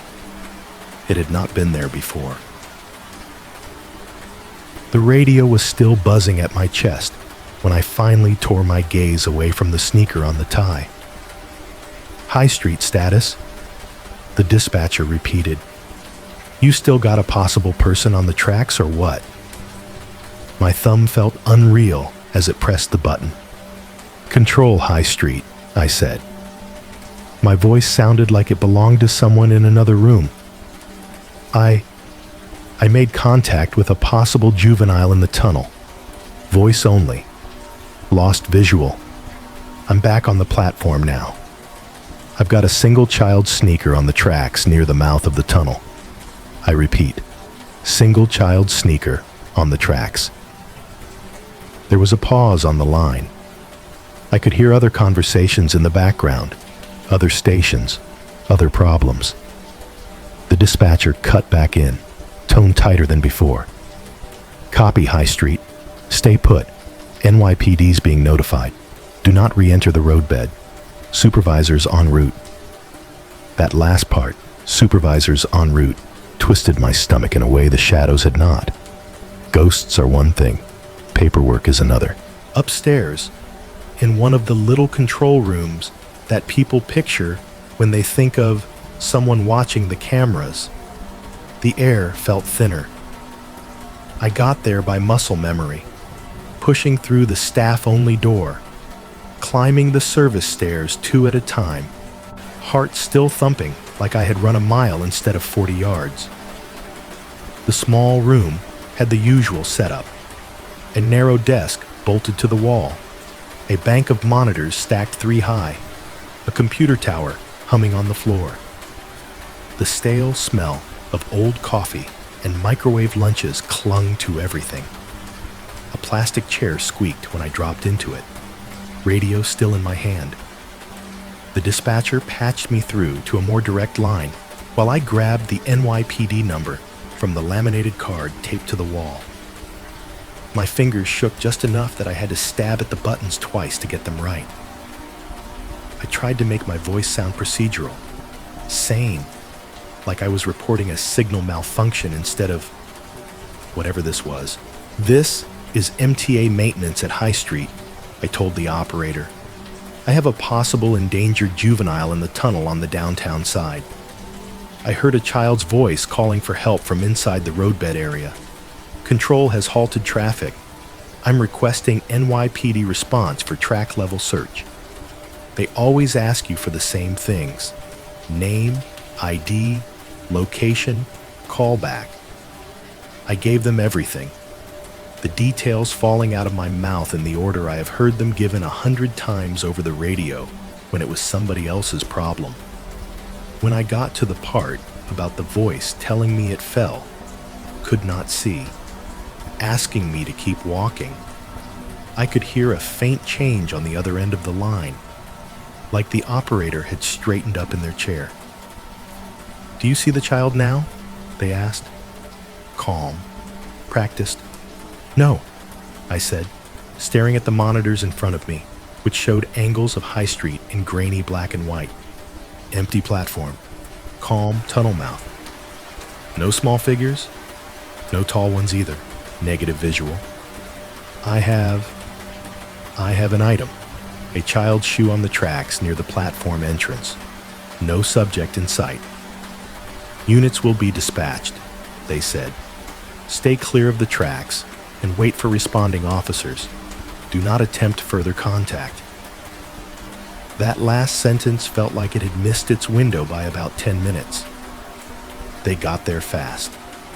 Sirens do not sound the same when you know they are coming for you, or because of you. The muffled wail filtered down through ventilation shafts and stairwells, a distant animal crying in concrete. An MTA supervisor arrived with them, a guy I had seen around but never spoken to for more than a "how's it going?" His safety vest was cleaner than mine. Clipboard in hand, tablet tucked under his arm, jaw set in that firm line people get when they are preparing to be disappointed by the people under them. "Walk us through it," he said. Once we were all crammed into the corridor outside the control room. Me, him, 2 NYPD transit officers with belts full of things I did not have. From the top. I told it straight. I told them about the first clang, the second, the voice calling out, the protocol, the radio, the decision to go down. I left out the part where I thought I saw a second shadow on the wall that light could not quite erase. I left out the moment when the child's voice had been at my ear instead of in front of me. You learn, working nights, that there are details people cannot do anything with except write down in a way that makes you look bad. Even with what I did share, I could feel skepticism tightening the air between us as I talked about a kid who said he fell and could not get up. A kid I never quite saw straight on. Their expressions did not change much. Cops are good at that. But there was a certain stillness in their faces that said they were already bracing for this to be nothing, for me to be overtired, for someone to file this under auditory anomaly or possible crank. Then I mentioned the shoe. "On the tracks?" one of the officers repeated. "Near the tunnel entrance?" "Yeah," I said. "Small, dark, canvas. I saw it from the platform right after I got back up. That, at least, they could work with. Something physical. Something that might have fingerprints or fibers, or, at minimum, a reason to call other people later." "All right," the supervisor said, rubbing a hand over his jaw. "You're staying up here this time. Officers will go down with proper clearance. You do not step back onto that roadbed, you hear me?" "Trust me," I said. "I'm good up here." We headed back down together, a little procession. The officers in front, me and the supervisor behind. Their boots were heavier than mine on the stairs, radios hissing softly on their shoulders. One of them had a bigger flashlight than my work issue one, a fat mag light that could double as a baton. It swung at his side with each step. On the platform, everything looked insultingly normal. The digital displays scrolled service changes. The empty benches waited. The tunnel mouth was just a round black hole again, the edges tidily lined with tile. The supervisor kept me back from the edge with a hand on my arm while the officers climbed down, their movements practiced and slower than mine had been. One of them called in their position over the radio, voice echoing off the walls and coming back to me at a delay. "Unit 3-4, entering roadbed at High Street, downtown side, commencing search." Their flashlight beams were different from mine, bigger, stronger. They carved larger tunnels into the dark as they moved, painting the rails and walls in harsh white. If there had been anything standing between the tracks the way I had seen it, those beams should have cut right across it. "Show us where you saw the shoe," the supervisor said. I pointed, careful to keep my toes behind the line. There. Between those two ties, maybe a foot to the left. That's where it was when I looked down. The officer's beams converged on the spot. Gravel sparkled.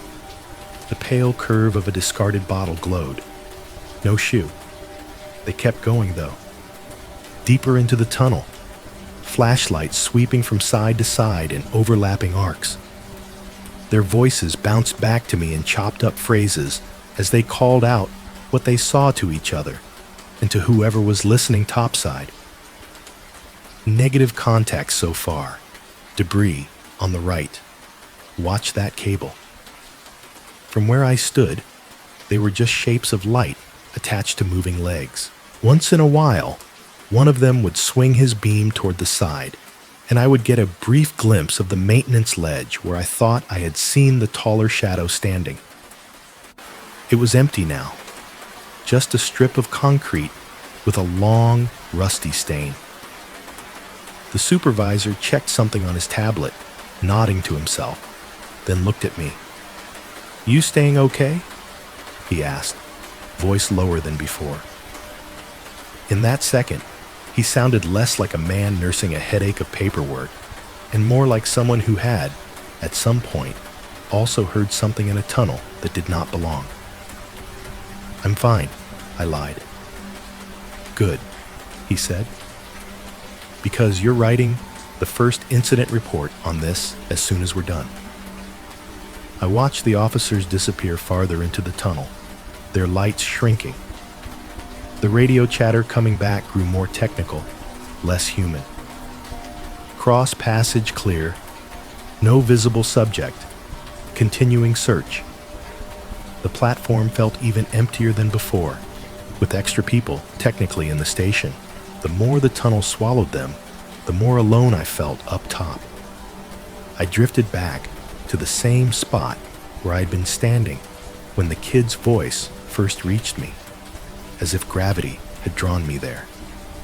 Above my head, one of the station speakers gave a small, sickly crackle. It snapped me out of my thoughts like someone had slapped the back of my neck. I looked up at it, half expecting to see it glowing or pulsing. For a moment, a smear of static whispered out of it.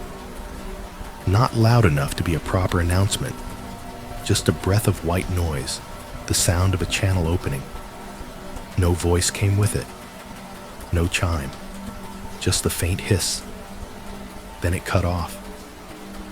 The speaker went back to its usual blank hum, as if it had thought about saying something and changed its mind. "Did you hear that?" I asked the supervisor. He was looking down the tunnel, frowning at the lack of movement near the entrance. "Hear what?" I could have brushed it off, said nothing, and kept it for myself. Instead, I gestured up at the grill. The speaker. It crackled, like it was about to play something. He listened for a second. The station hummed, as always. Nothing else. "These systems are old," he said. "You know that. They burp, they hiccup. Try not to let every noise get under your skin." Too late, I thought. Time stretched. 40 minutes on a platform when you are waiting for someone to come back from a tunnel feels like 4 hours. My legs got heavy.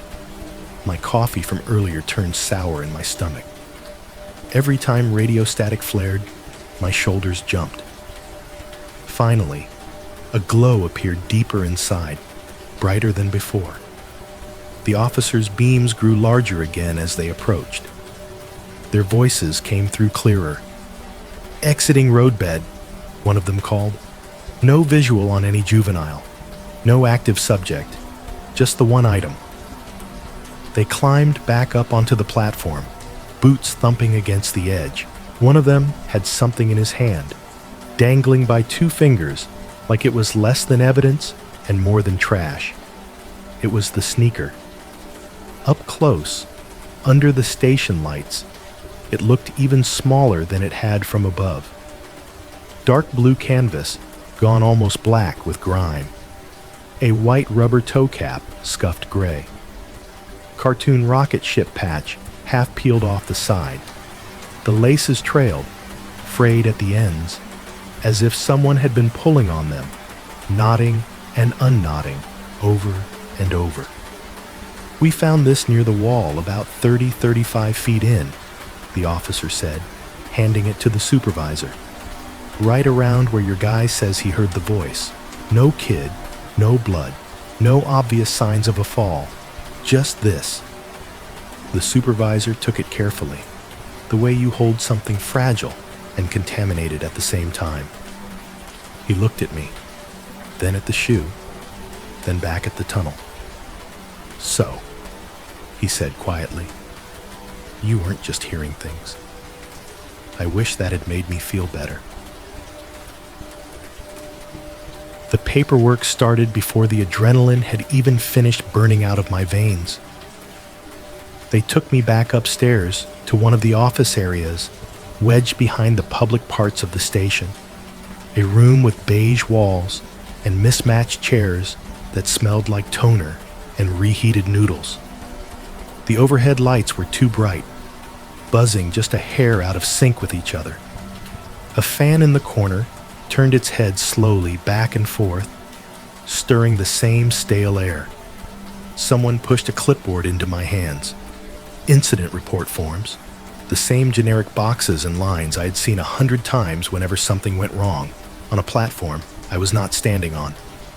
Time of incident, location, type of incident, unverified persons, on tracks, checkbox.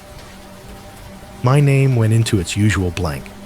My employee ID, the station code, High Street, downtown side, between columns, such and such. I filled the spaces automatically, the pen scratching too loud on the paper. One of the transit officers sat across from me at the small table, his notebook open, pen poised. The other leaned against the doorway, arms folded, listening, but not writing.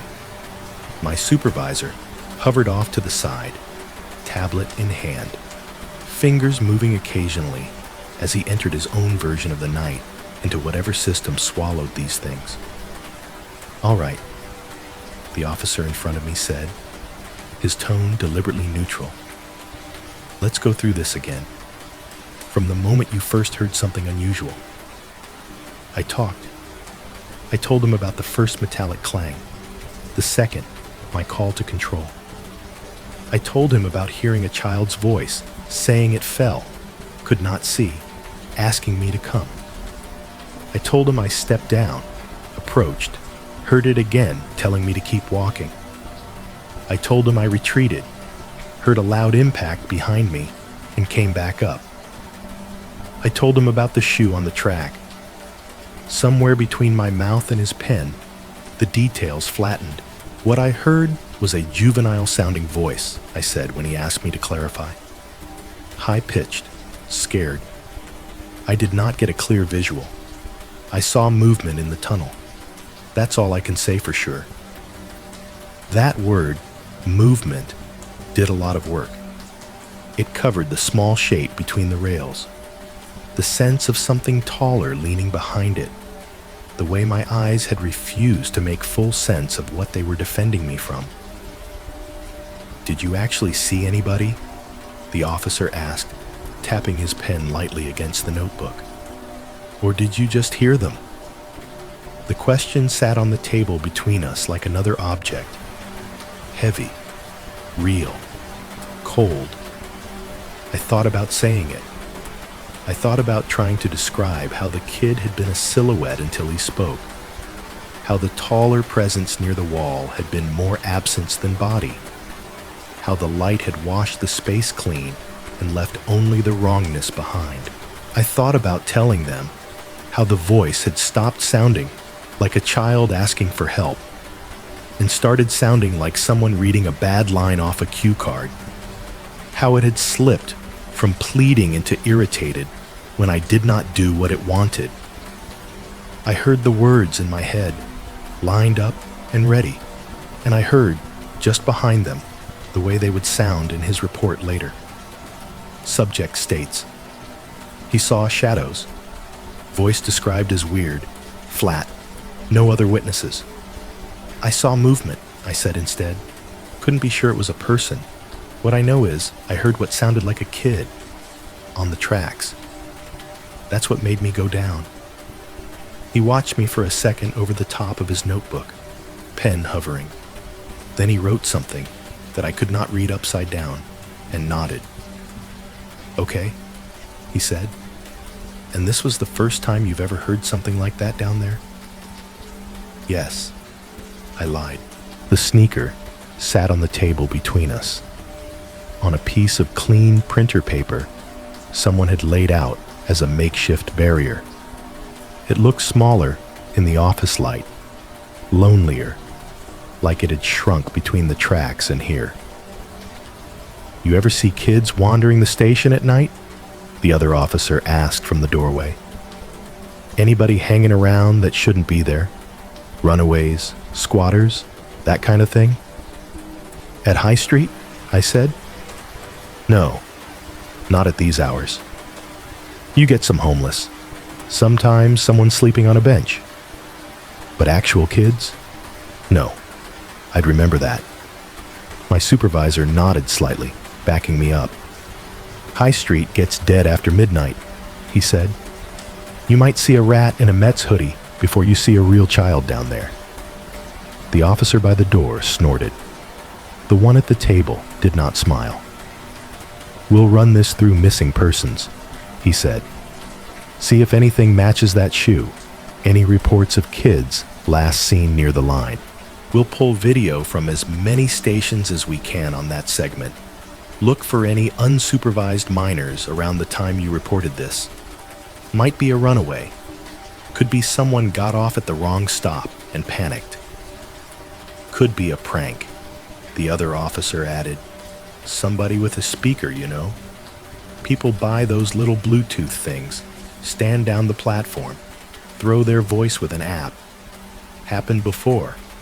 They record a kid, loop it, freak people out. Could be traffickers, my supervisor muttered, almost under his breath. Or somebody trying to lure women onto the tracks. Anybody, really, with a conscience. We've had advisories about that in other cities. All of those possibilities sat in the air like different masks. You could pick whichever one made you feel most competent, most prepared. Prankster, predator, runaway, ghost. The more I tried to push the story into one of those shapes, the less it wanted to stay there. Because there was no sobbing in that voice, no stumbling in the words, no background noise of another adult whispering instructions. Just that script, repeating, just keep walking. Why did you stop? Out loud, even to myself, it sounded thin. It sounded like I had been spooked by the wind in a bad place and had given that wind a child's face. The more I say this, I thought, watching my own hand as it scribbled the official version on the incident form, the crazier it sounds. In the corner of the room, an old TV sat on a high shelf, its plastic casing yellowed with age. Someone had left it tuned to a local news channel. Sound off, closed captions on. The picture flickered every so often, colors bleeding at the edges. As the officer asked me to confirm the time I first heard the voice, the screen changed from a commercial to a news anchor at a desk. A grainy photo of a teenager popped up beside him. A boy in a hoodie, unsmiling, some school hallway behind him. Missing. The caption bar read, "Last seen in Brooklyn." My eyes snagged on the word Brooklyn, on the line of text below it that referenced a station name I did not quite catch, and that was enough. I jerked my gaze away, like the image had reached out and grabbed my chin. The officer followed my line of sight, glanced up at the TV, glanced back at me. "You all right?" he asked. "Yeah," I said. "Just tired." He nodded. like that was the most reasonable thing he had heard all night. Eventually, the questions tapered off. They always do. There are only so many ways to ask a person what they heard, what they saw, for how long, how sure they are. The answers start folding back on themselves, thinner each time. The official story solidified on the paper in front of me. Heard metallic impacts. Heard juvenile-sounding voice claiming to have fallen. Entered roadbed briefly against protocol, but with apparent intent to render aid. Retreated. Observed child's shoe. NYPD responded. Search conducted. No subject found. Item recovered for evidence. The unofficial story. The spaces between the lines. The wrong shadows. The too flat voice. The way the tunnel had gone dead silent right when it should not have. Stayed in my head where it could keep scratching. My supervisor signed his own part, noted that I would receive a written reminder about protocol adherence, eyes flicking up to mine as if to say, "You're not fired. Not yet." The officers gathered their notebooks and the sneaker, the paper underneath it, stained slightly with whatever grime had embedded itself in the rubber. "We'll be in touch if anything connects," the officer at the table said, sliding his pen into his pocket. "If you remember any other details, no matter how small, call the number on this card." He handed me a business card with his name and shield number. I took it, already knowing that the things I was leaving out were not the kind of details they could use. Hours later, when the paperwork was done and the officers had left, and High Street went back to being just another station on a control room board, I found myself standing alone in a storage room off the platform. The sneaker lay where they had set it earlier, on a shelf beside a box of old signage and a stack of outdated pamphlets. Somebody had tagged it with a temporary evidence label, a barcode sticker slapped crookedly across the back.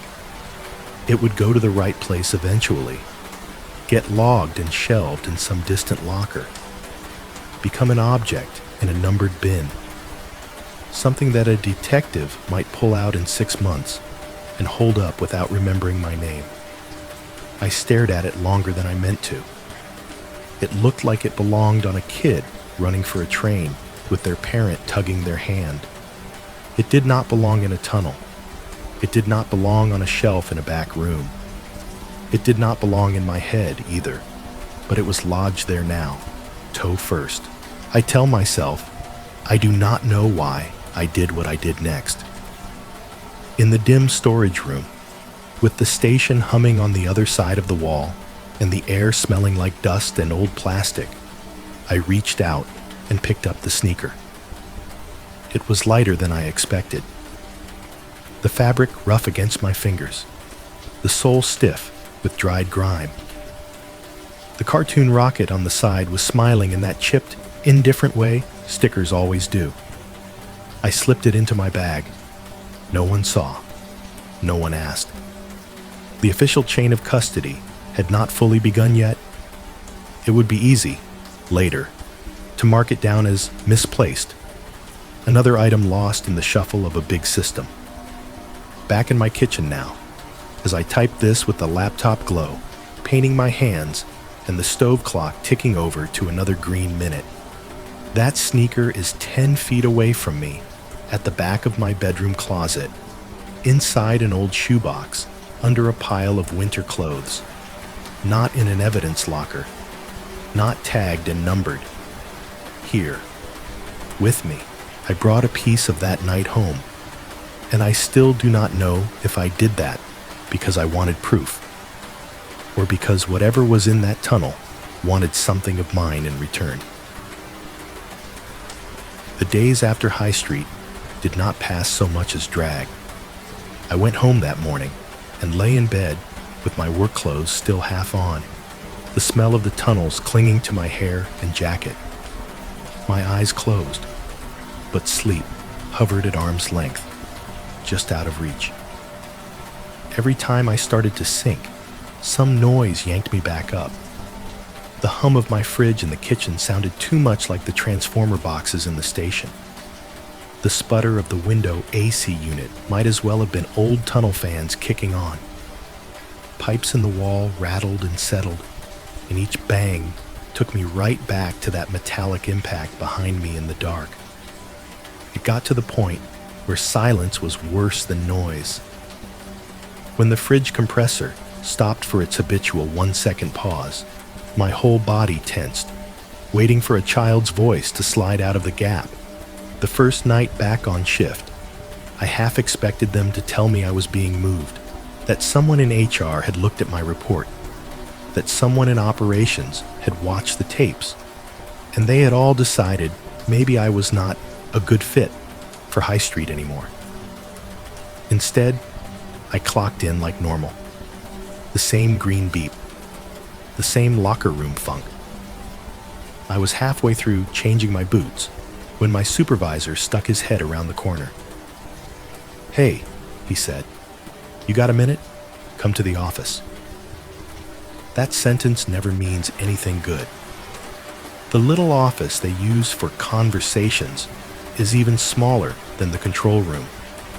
A metal desk, 2 chairs that wobble slightly because one leg on each is shorter than the others. A corkboard with old memos pinned up in no particular order. In the corner, a mini fridge with a rust spot blooming on the door, humming like it is trying to remember what cold feels like.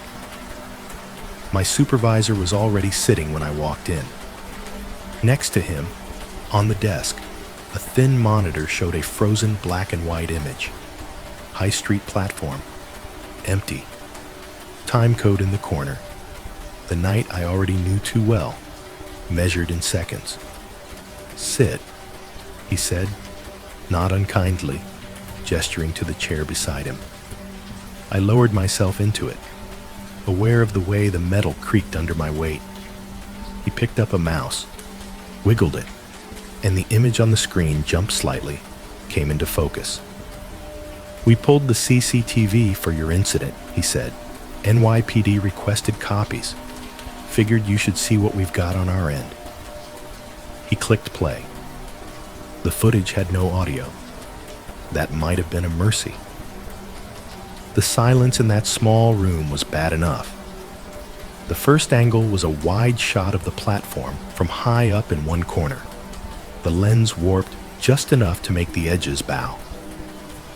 In ghostly grayscale, I watched the ghosts of earlier trains slide in and out, people moving like smeared shadows, time code crawling in white digits along the bottom. He scrubbed forward, skipping past the busy hours.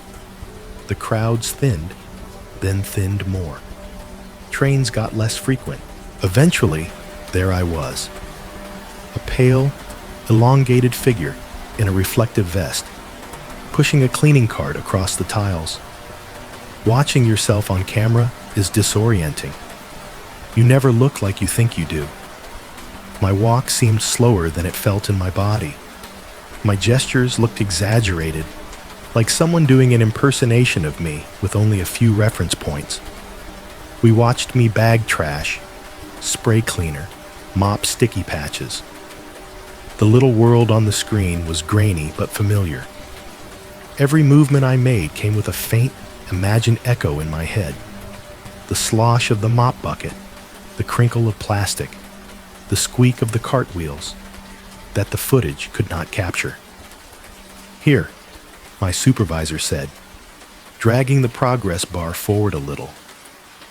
"This is about when your radio log says you first reported the sounds." We saw me at the far end of the platform now, near the tunnel. The camera up in the corner showed a partial view of the tunnel mouth, the rails stretching into shadow. In black and white, the darkness looked flatter, like someone had painted a matte black circle on the wall. On the screen, my tiny self paused. I stopped sweeping, head tilted slightly, the broom frozen mid-motion. That's the first clang, I thought. right there. The image did not show any disturbance on the tracks. No small rock bouncing. No falling piece of ceiling. Just a static picture of a tunnel and a man listening to something only he could hear. We watched me stand there for a few seconds, then move again. Sweep, sweep. Another pause. That's the second one, I thought. On the monitor, my shoulders stiffened. My hand went to my vest, to the radio clipped there. I saw my head turn toward the tunnel, my feet angled closer to the edge. I watched myself walk into frame and out of it as the camera's view cut off at the platform lip. Switch angle, my supervisor said. He clicked a key, and the screen flicked to a different view. Overhead, slightly offset, closer to the tunnel.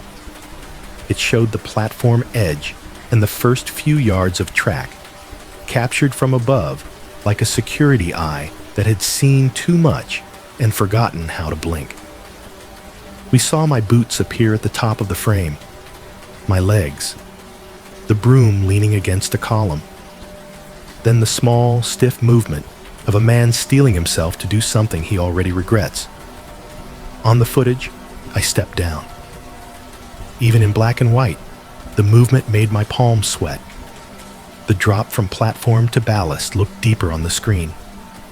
My outline shrank as the camera looked down on me now from a distance, a thin gray figure between parallel lines of lighter gray. He fast-forwarded a little, then let it play in real time. There I was, on the tracks, flashlight in hand, beam rendered as a pale cone that barely showed up in the washed-out image. I moved slowly, one foot in front of the other, edging into the dark slice at the bottom of the frame. The camera's exposure struggled with the difference between the lit platform and the tunnel, making the threshold look like a hard line between two worlds. There, I said quietly, leaning closer without meaning to. That's when I first saw him. We watched the tiny version of me turn my head toward the tunnel, angle the flashlight down, then forward. The beam swung in that jittery way I remembered. My posture stiffened. On the screen, the space ahead of me remained stubbornly empty. No small figure between the rails. No child-shaped shadow interrupting the thin strip of reflected light. Just track, ties, wall. My supervisor scrubbed back a few seconds, then forward again, back, forward. Each time, the camera showed the same thing. Me, inching forward, alone. "You're sure about the kid?" he asked softly, eyes still on the monitor. Embarrassment hit first, hot, rising up from somewhere under my collar. The defensiveness came on its heels, sharp and fast. "Yes," I said. "I heard him. Clear as I'm hearing you right now. I talked to him. He responded. You have the radio logs. Control heard me calling it in." "I know," he said. "I know what the logs say." He did not say, "I know what the camera says too." He did not have to. We watched me stop near the edge of the camera's coverage area. My head was turned toward the deeper dark, as if I were listening hard. My whole body looked like it was pitched forward, almost leaning, drawn by something unseen. "Angle 3, he murmured, and tapped another key. Another camera. This one farther down the platform, capturing a wider slice of the tunnel mouth. The perspective made the rails look like they were converging faster, the vanishing point closer. My figure appeared near the edge of the frame, a small gray smudge moving toward the black. He watched me again, approaching, stopping, standing there. Still, no other person. The footage's silence got louder. In the office, the only real-world noise was the whir of the computer fan and the half-asleep mini fridge in the corner humming to itself. The fridge chose that moment to make a loud internal pop, as if a plastic panel had snapped back into place. I jumped. The supervisor's mouth twitched, not quite a smile. "Relax," he said. "We're topside. Nothing down here but bad coffee and worse wiring." On the screen, the worst wiring was in the tunnel, not the office. He scrubbed forward slowly, almost frame by frame, as I took another step, then another. My flashlight beam flared on the floor, then disappeared as I moved farther into the dark. At one point, only my legs were visible, the rest of me swallowed by the underexposed shadow at the bottom of the frame. "That's as far as this one sees," he said. "We lose you in the threshold. Nothing on angle 4 either. We checked." So that's it, I thought, watching my own legs vanish. From the system's point of view, I just walked into a patch of darkness, changed my mind, and walked back out. He let the clip play through my retreat. On the screen, I staggered slightly as I climbed back up onto the platform, then stood at the edge, staring down. A few seconds later, I stepped away. The time code ticked on. "Run it back a bit," I said, squinting at the section where I was closest to the tunnel. "Slower." He obliged. We watched the moment again. Me near the lip, flashlight pointed in, half of my body swallowed by the dark cutout of the tunnel. Grain danced across the image. The camera struggled with the low light. For a single frame, one heartbeat in the footage, something changed. It was subtle. If you were not looking for it, you would think it was just the camera adjusting its exposure. The overall picture jumped a fraction brighter, then settled. But in that brightened frame, on the track just ahead of where my feet would have been, a small patch of darkness appeared. Not a shape, not in any clean-edged way, just a blot. A slightly denser smudge, child height, interrupting the gray of the rail line for that one captured fraction of a second. Then it was gone. Next frame, just me and the tracks. "Did you see that?" I asked, louder than I intended, leaning forward so hard my chair squealed. "See what?" my supervisor said. I pointed, jabbing at the monitor like touching it would leave a mark. "There, go back. One frame, right when the exposure jumps." He nudged the controls backward. The footage flickered. The brighter frame appeared again. I traced the area with my fingertip. The suggestion of a smaller darkness standing where the kid should have been, aligned almost perfectly with the memory burned into the inside of my skull. He stared at it for a second, then exhaled through his nose. "Could be compression artifact," he said. "Could be the system adjusting to your flashlight. These cameras aren't exactly HD, you know that." "Yeah," I said. "Could be." We both looked at the tiny blot again. He clicked forward. The blot vanished. One frame ghost. A suggestion of a presence that the official footage could not quite commit to. On the report, later, there would be no mention of that single hiccup in the image. No box to check for possible visual glitch resembling child-sized shadow. There would just be the facts the cameras liked. Times, positions, the absence of other bodies. In the office, with the screen glow on our faces and the mini fridge humming its tired song in the corner, I felt something cold settle deeper into my chest. Whatever I had heard at High Street that night had not just lived in my head, but it also had not been the kind of thing cameras were designed to catch. I could have lived with it being just in my head. It would have been humiliating, sure. A guy in his 30s, 30 feet underground, spooked by shadows and echoes.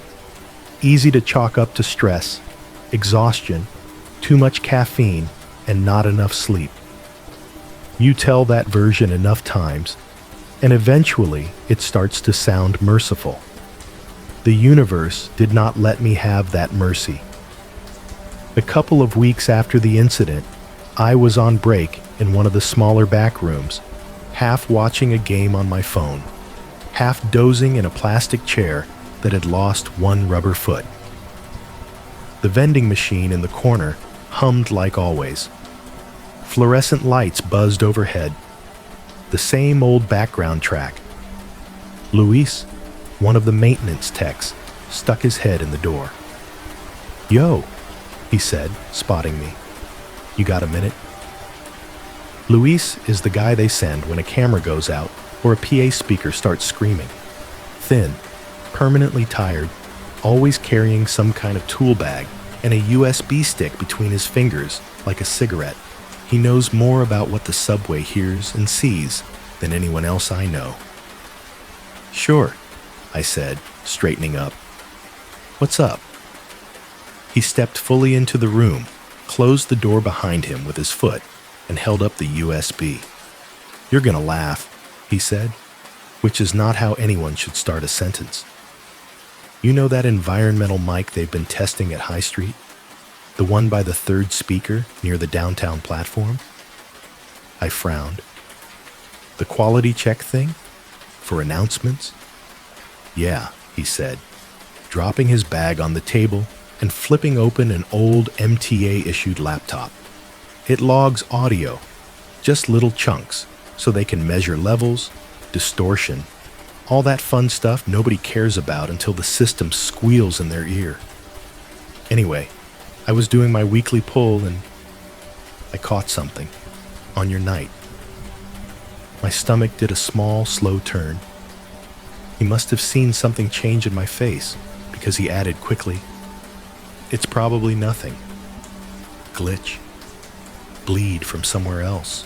I just thought you'd want to hear it before anybody else starts making jokes." He plugged the USB in. The laptop fan kicked up louder, trying to keep up. After a few clicks and muttered curses at the interface, he pulled up a waveform, a thin, constant band of gray with little bumps where the system had registered something louder than the usual hum. Time code at the bottom, High Street.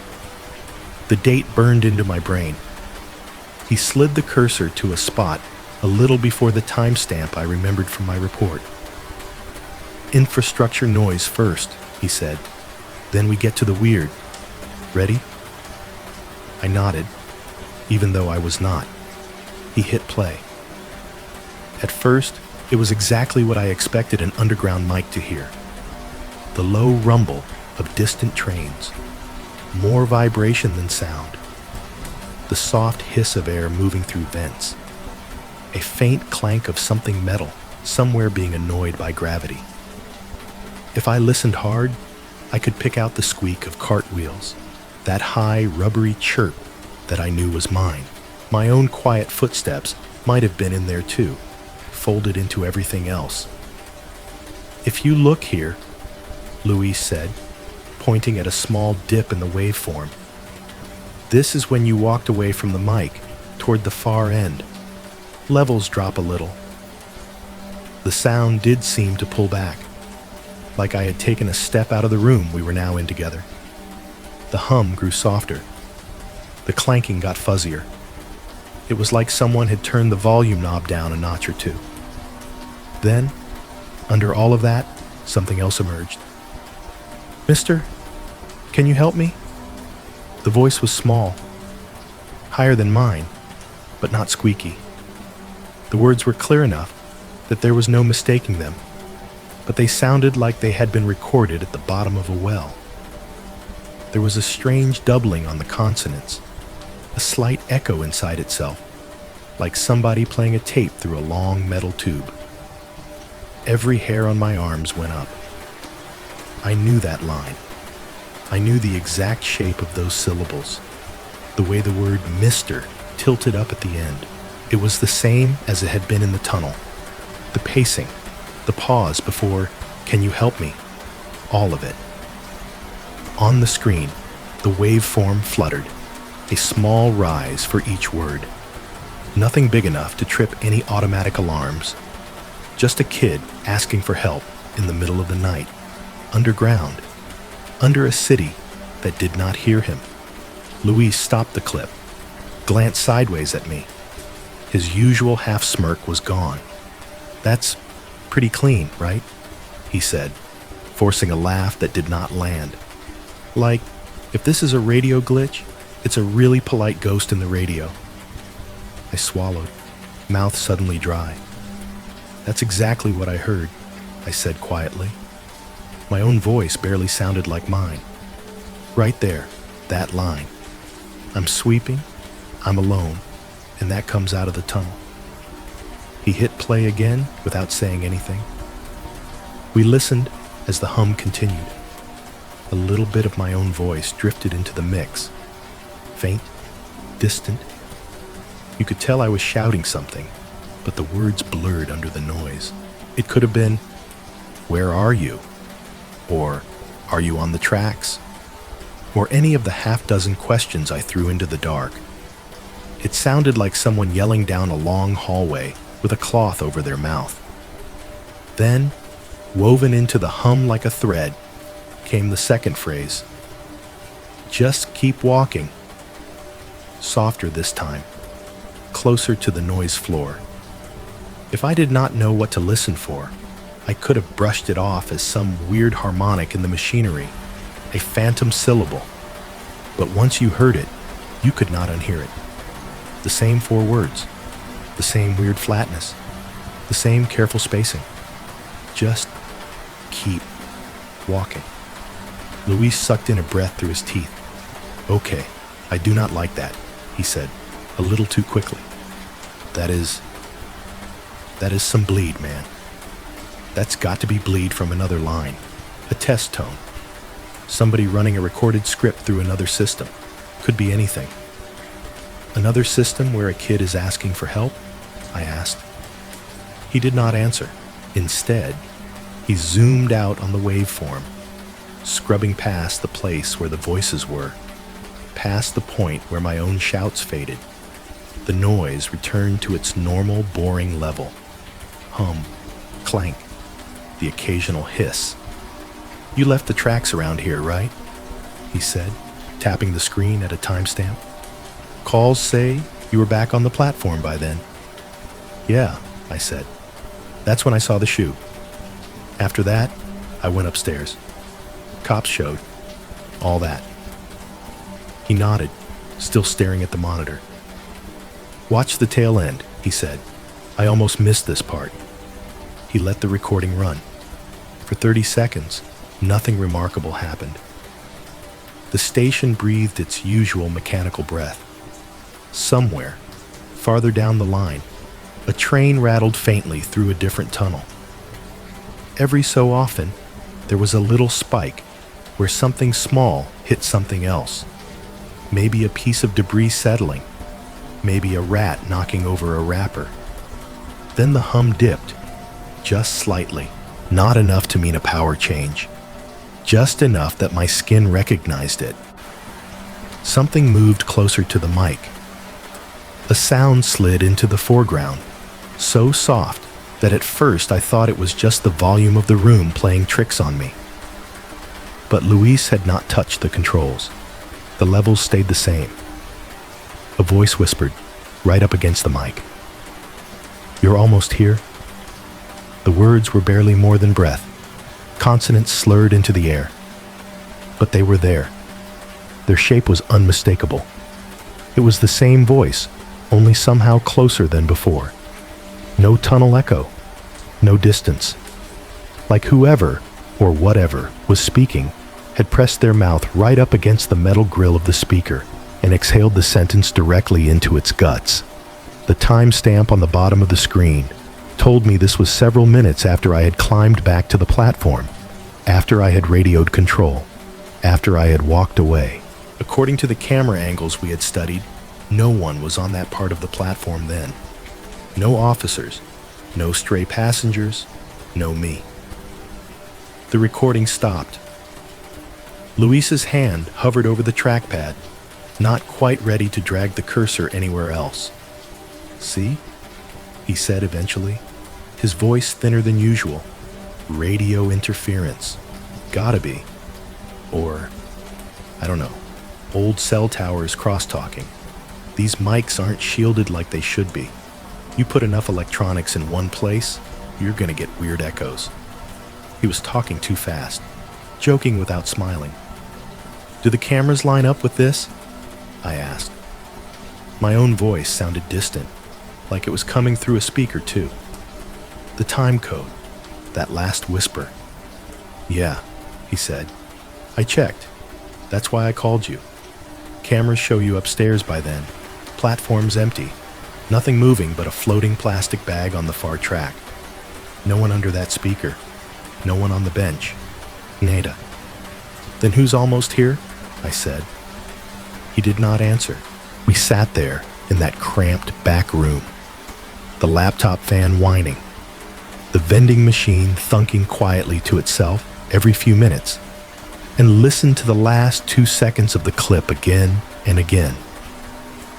"You're almost here." Each time, it sounded a little clearer, like the voice was learning how to use the system better. After Luis played me that last whisper on the recording, going back to normal life stopped being an option. You tell yourself there is a line between work and home. The station is where the weirdness lives. Your apartment is where you shut the door on it.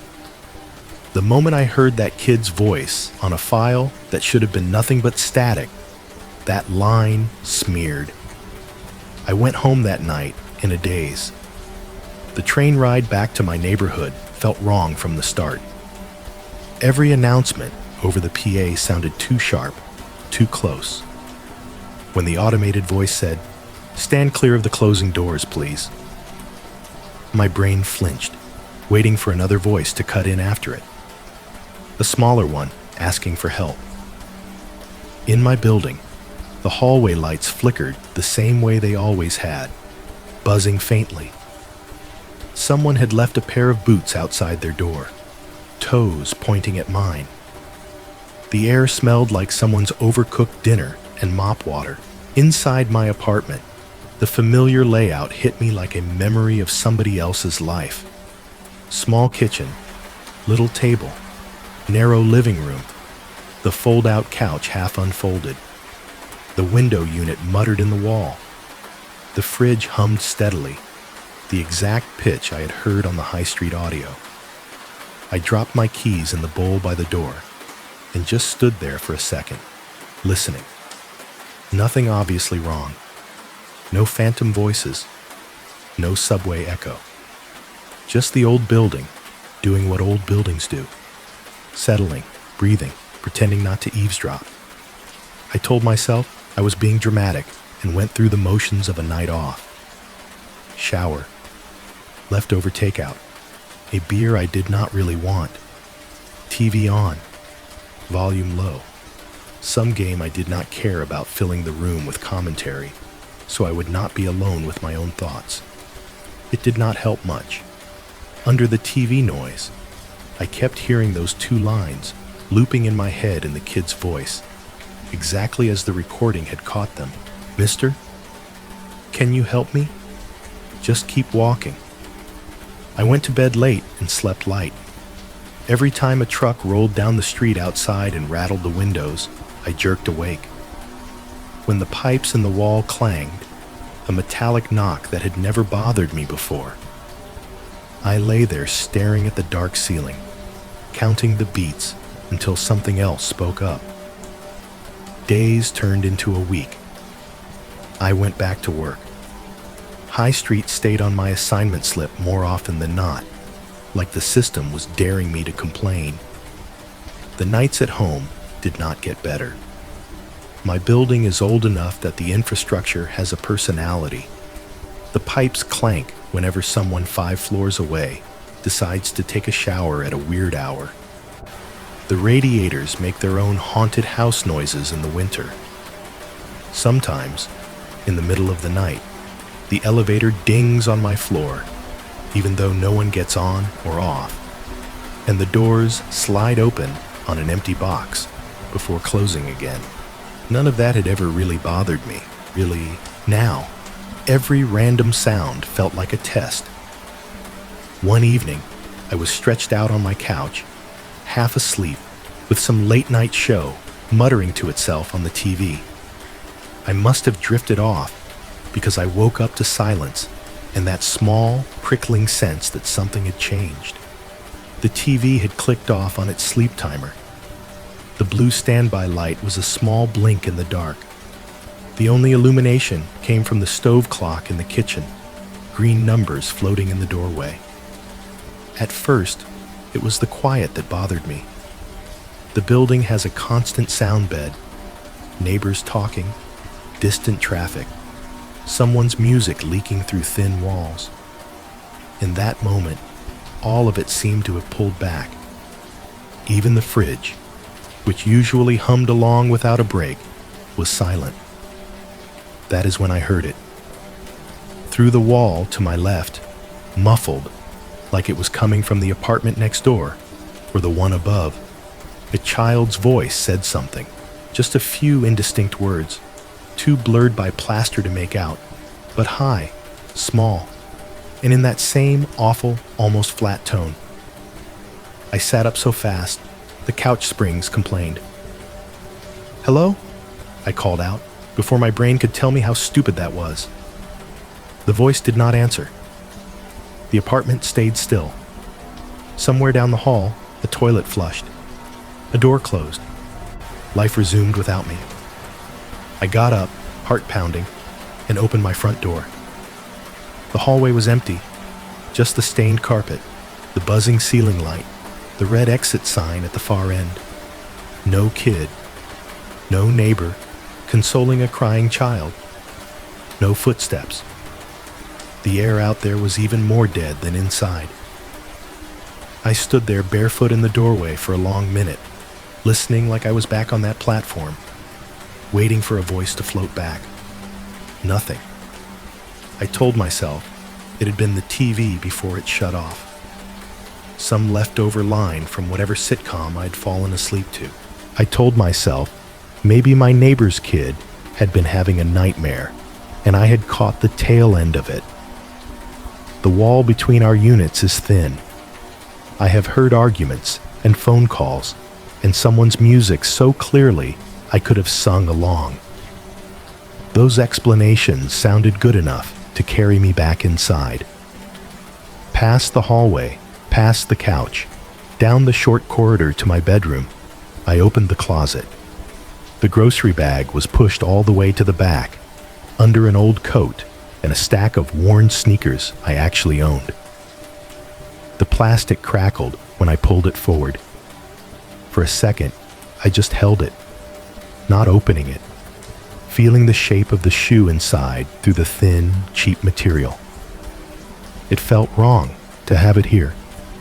It felt worse to think about giving it back. When I finally peeled the bag open, the smell that came out was faint but distinct. Dust, old fabric, and underneath that, a metallic tang. Not blood. Not exactly. More like the scent that lingers on your hands after you've been handling tools in a workshop. Rust and oil and something sharp. The shoe looked exactly the same as it had the night I slipped it into my bag. Scuffed. A little bend in the sole where a small foot had flexed it over and over. The cartoon rocket on the side still trying to take off. I'm taking this back, I told myself. I'm going to put it in an envelope, hand it over, say it got mixed in with my stuff. I'm going to be done with it. I even pictured the supervisor's face, the way he would rub his temples and remind me about chain of custody and evidence and procedures. The embarrassment that came with that fantasy was almost comforting. Normal. Human. Then my alarm for the next shift went off on my phone. I slipped the shoe back into the bag, shoved it into the corner again, and closed the door. I'll do it tomorrow, I thought. Tomorrow stretched. The smaller things started to pile up. One night, the neighbor's kid was tearing down the hallway, as kids do, little sneakers slapping the floor, laughter bouncing off the walls. The sound clipped off abruptly, like someone had hit mute. A second later, I could have sworn I heard a single shoe hit the carpet just once, a lonely thump, and then nothing. Another night, lying in bed, staring at the dark, I listened to the elevator on the other side of my bedroom wall cycle through floors it had no business visiting at 3 a.m. The ding at my floor sounded, the doors whirred open, then closed, then opened again. Like someone indecisive was standing there, not stepping out. I did not go look. The worst moment came at my own kitchen table. I had taken to sitting there to write this email, the one you are reading now. It felt appropriate somehow. Laptop open, fingers on keys, the hum of the fridge, and the soft rattle of the AC giving me something to push my words against. I would write until my eyes blurred, then rest my head on my folded arms for just a second, and wake up 40 minutes later with my neck screaming. This particular night, the TV in the living room was off. No background commentary. No safety net. The only light was the laptop screen and the green digits on the stove. I must have drifted off, because I woke up with a small jerk, hands still resting on the keyboard, the last half-typed sentence blinking at me from the screen. What had woken me was not a sound, but the absence of one. The fridge had stopped humming. It does that, of course. Compressors cycle, motors rest. But this time, the pause lasted longer than usual. Long enough that my brain had time to register it, to catalog the missing noise, to send a message down to my spine that something was wrong. The apartment fell into a dead silence. No water rushing through pipes. No neighbor's TV. No traffic bleeds from the street. Even the faint whine of the laptop fan seemed to fade. In that gap, somewhere at floor level behind my chair, I heard a small voice say, "Don't stop now." The words were quiet, but they did not need volume. They curled up under my skin like cold fingers. The direction of the sound was all wrong. Too low, too close. Like someone small was sitting cross-legged right behind me, speaking toward the back of my neck. I did not turn around. I sat frozen, every muscle locked, eyes glued to the laptop screen, watching the cursor blink at the end of the half-finished sentence. My hands hovered over the keys, stiff. A second later, the fridge compressor kicked back on with a loud, prosaic whir. The AC unit coughed out a gust of stale, cool air. Somewhere upstairs, a door slammed. The building cleared its throat and pretended nothing had happened. I wrote for another 2 hours without getting up. You can tell yourself a lot of stories about that kind of thing. Sleep paralysis, hypnagogic hallucination, sound from another apartment slipping through a vent. The human brain is good at manufacturing voices in the dark when it has been given a template. I tried all of those explanations on like jackets. None of them quite fit. I will tell you something I have not told anyone else. Not the supervisor, not the tech, not the cops. The more this has gone on, the more I have started to avoid looking at certain surfaces in my own home at night. When the TV is off and the screen is black, it turns into a mirror. You see the room behind you more than you see yourself. The couch, the hallway, the kitchen doorway, anything that might be standing there. More than once, getting up to grab a drink, or to shut off a light. I have caught a glimpse of that screen out of the corner of my eye and thought I saw a small, still silhouette standing just behind my chair at the kitchen table. Not moving, not waving, not doing anything dramatic. Just there. The one time I forced myself to look straight at it, to really focus, all I saw was my own back and the doorway and the blank, innocent dark. Now, when I walk past, I keep my gaze on the floor. I pretend I do not notice the way the screen seems darker in one patch sometimes, about the height of a child, right where the reflection of my shoulders would be. You can tell yourself a story once or twice that you imagine something. When you start telling it every night, and it keeps telling itself back in a voice you recognize, it stops feeling like imagination. It starts feeling like something that followed you out of a tunnel and is still waiting, patiently, for you to finish what you started. They did not ban me from High Street. Part of me thought they would. After the reports, the cops, the shoe that somehow evaporated from the chain of custody, I figured someone behind a desk would look at my name next to that incident number and decide I had been through enough, or needed reassignment, or whatever phrase they use when they want you to know you made things complicated. Instead, High Street kept popping up on my nightly assignment sheet like nothing had happened. Different dates, same line, same station code, same little block letters. The first time I saw it again, a few days after the technicians played me the audio with the voice that should not have been there, one of the other guys in the locker room glanced over my shoulder. "Damn," he said, smirking. "They got you married to that place, huh? Unfinished business." I forced a laugh and told him to trade with me if he felt brave. He held up his hands like I had pulled a knife on him. "Nah, man," he said. "I'm good. You keep your haunted station. I'll take my rats and drunk guys, thanks." Everybody jokes about haunted stations on nights. If you stacked all the stories end to end, phantom trains, doors that open on empty cars, faces in windows, you could build a whole city of them. Most of the time, it is just noise. Banter to pass an 8-hour shift. After High Street, every joke landed a little differently. Walking that platform again for the first time, I felt like someone wearing a shirt only I knew was stained. The air hit me in the face with the same mix of damp and dust I had always known.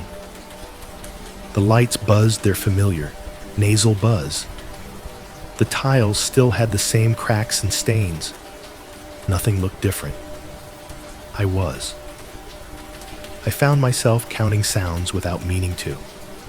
Every clang, every distant shout from somewhere up a stairwell, every rumble that belonged to a train 2 tunnels over landed like a pin on a map I could not stop drawing. My body had become a tuning fork, stuck permanently on alert. Trash bag rustling too loud, heart rate spike. A distant laugh from some kid somewhere near the mezzanine, shoulders tightening. The far-off screech of a train braking on a curve had my jaw clenching before I realized it was normal. For several nights, nothing happened. Nothing beyond what passes for normal down there anyway. Late-night cops doing sweeps, their boots hard on the tiles, radios crackling about things I did not need to know. A drunk or two wandering through, their path wobbling between the benches, eyes glassy, breath sour. Once, a guy tried to lie down on the platform, and I had to shake him awake enough to drag him up to the stairs before he rolled into the yellow line. No voices from the tunnel. No shoes appearing where they should not. No weird silence that lasted just a fraction too long. My routine tried to knit itself back together. You learn patterns on a station if you spend enough nights there. You know which ads never change. You know which trash can fills up first. You know that one fluorescent tube halfway down the platform that flickers at exactly 12 minutes past the hour, every hour, like it is following some private schedule. I leaned into those patterns like they were handholds. I timed my brakes again. 10 minutes at 1:30, if the station stayed quiet. Another one around 3, leaning against the far wall with a lukewarm coffee from the vending machine. I swept and mopped and scrubbed, letting the physical work soak up the static in my head. Once or twice, when the station was dead and my nerves were frayed, I stuck one earbud in, just one, and played music low enough that I could still hear everything else. It felt like cheating. Ever since the voice in the tunnel, part of me believed that letting anything drown out the real-world soundscape was asking for trouble. I did it anyway. Even fear gets tired. Then there was that night around 2:30, the kind of late where time starts to blur, where you look up at the clock and cannot quite remember the hour before. The service board said no scheduled trains for at least 20 minutes. Platforms on both sides were empty. The swing shift cops had already done their lap. The last drunk had stumbled up the stairs, cursing at the fare machine. Even the rats were being discreet. I was standing near the middle of the downtown platform, mop leaning against a column, cart parked nearby, sweating just enough that the cool air felt good on my neck. Listening, always listening, even when I told myself I wasn't. The overhead speakers gave the standard two-tone chime. Ding dong. That sound is wired into every New Yorker's brain from birth. It means the system is about to say something. Service change, delay, please be advised. All the usual disclaimers. My head tipped up automatically, eyes going to the nearest speaker grill and the digital display board hanging a few feet down from it, waiting for text to start crawling. No voice came. Instead, the chime hung there in the air for a breath too long, its second tone stretching out just a fraction past where it should have dropped. Then it frayed at the edges, dissolving into static. Not loud static, not the full-on screech you get when something is miswired. Just a soft, fuzzy hiss, like a radio searching between stations. Then that, too, went silent.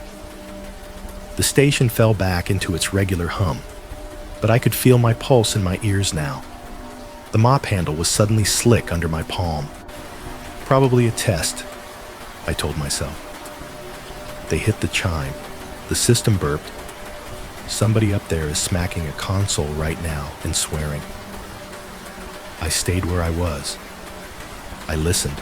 For a long moment, all I got was the usual. The distant growl of a train somewhere deep in the network, the buzz of the lights, the faint drip from a leak farther down the platform I had reported at least 3 times. Then, up in the speaker above me, under the thin blanket of residual static, a small voice threaded its way out. Just keep walking. It was almost swallowed by noise. Almost. If I had not heard that line a dozen times in my own memory, and twice on an audio file that by all rights should not exist, I might have missed it. But it was there. The same rhythm, the same weird flatness, stripped of echo now, riding the PA line instead of rolling out of a tunnel. I jerked back from the column like the metal grill had burned me. The sound cut off mid-fade, as if someone somewhere had yanked a cord. On the display board, red letters were already scrolling. If you see something, say something. Report suspicious activity to the authorities or MTA personnel. The same generic message we see 100 times a week. Words so overused they start to lose meaning. As I stared up at them, they shimmered. Just for a heartbeat, the blocky letters fuzzed and smeared, like the sign had been jostled inside its own casing. The phrase scrambled, and for 1 second, in that flicker, all I saw up there was 2 words: keep walking. Then the board blinked, hard, like a person snapping out of a daze, and the original message reasserted itself. If you see something, say something. My breath came out in a thin, shaky laugh that did not feel like humor at all. Maybe the glitch and the voice were connected. Maybe I was tired enough that my eyes and ears were collaborating on new ways to screw with me. Maybe some bored tech somewhere in the system was running phrases through the speakers without telling the people below. But standing there on that empty platform, under that speaker that had just echoed the tunnel back at me, watching a sign that was supposed to warn people about danger momentarily order me to obey the same instruction the kid had repeated over and over. It did not feel like coincidence. It felt like the station knew me now. Like whatever had learned my voice that night had also learned my route, my schedule, the places I stood when I thought I was alone. It had found a way to get out of the tunnel and into the wires, and it was not finished. After the PA told me to just keep walking, I stopped pretending any of this was random. I did what anybody who works nights and starts to feel like they are losing their grip does. I started keeping a log in my head, not on paper, God forbid anyone find that, but a quiet running tally of when the weirdness showed up and what was happening right before it did. I noticed something pretty fast. The sounds never came on top of other sounds. They did not talk over a train. They did not cut through an announcement. They did not slip between the noise of an escalator and a crowd. Every time the voice, or the click, or the whisper had slipped into my life, it had chosen its moment carefully, right after everything else went quiet. At High Street, you get used to a certain baseline hum. There is always something moving in the system. Air, current, trains far away. Even in the deadest part of the night, you hear distant rumbles, fans, the buzz of fluorescent lights, the faint whine of transformers somewhere in the walls.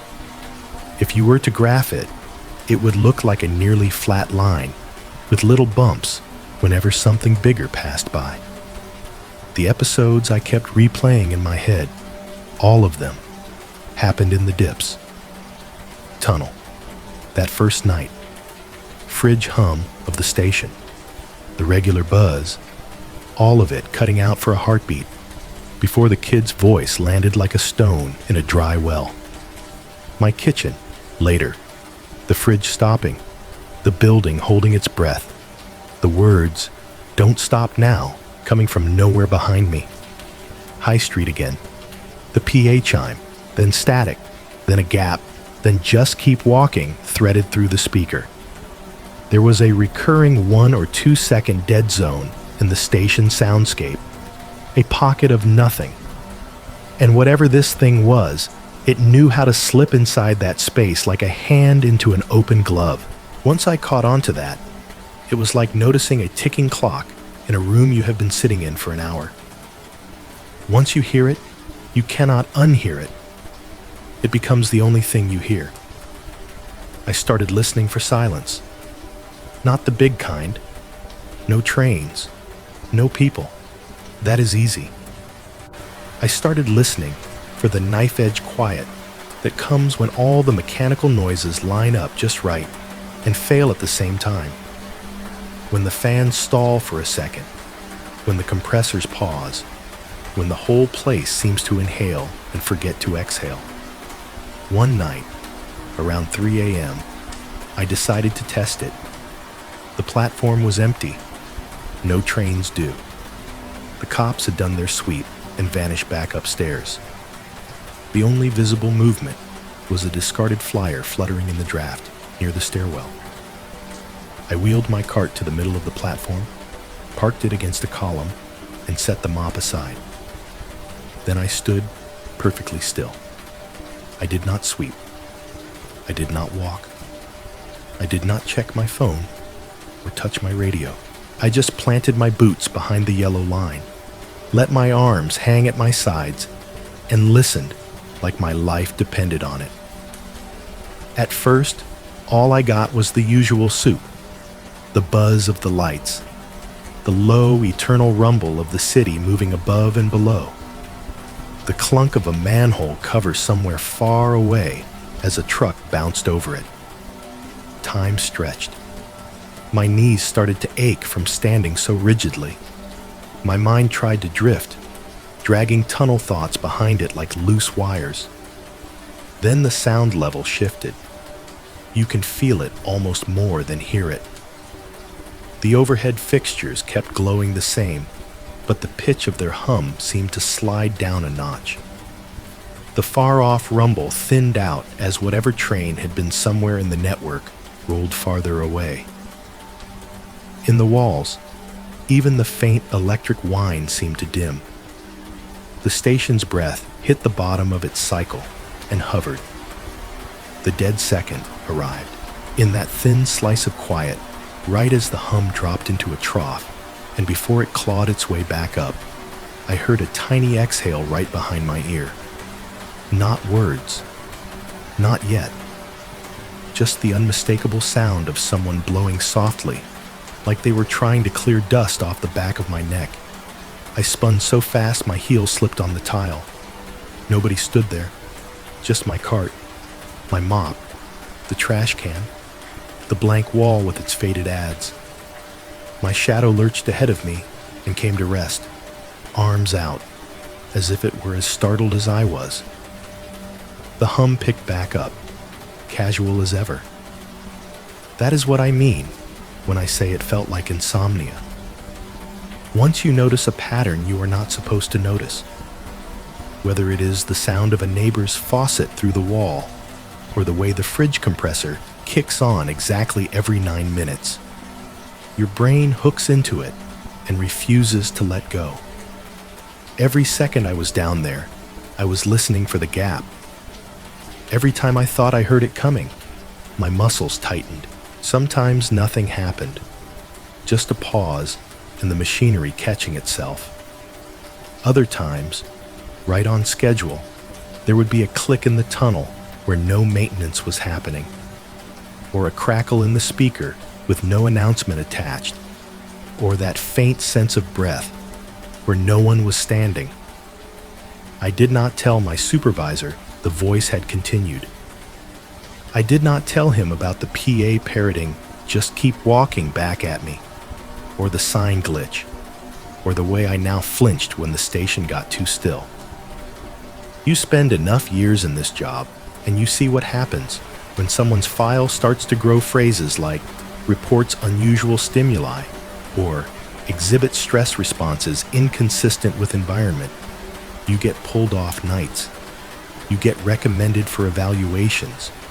You become a problem instead of a person. I did not want to be the guy who hears things. I already was, whether they wrote it down or not. Putting it in ink would just make it official. So I kept it all where it had been from the start, in my head, in my kitchen, and now, in this email. The thing is, it is not just that the voice kept talking. It started learning. At first, it stuck to its own script. "Mister, can you help me? Just keep walking. Don't stop now. You're almost here." Stock phrases, like someone practicing English from a bad phrase book. Then I began to hear things I recognized in a different way. One night at High Street, I was near the far end of the platform, calling up to a cop at the stairs. "Stay where you are," I shouted, pointing at some drunk who was thinking about coming back down.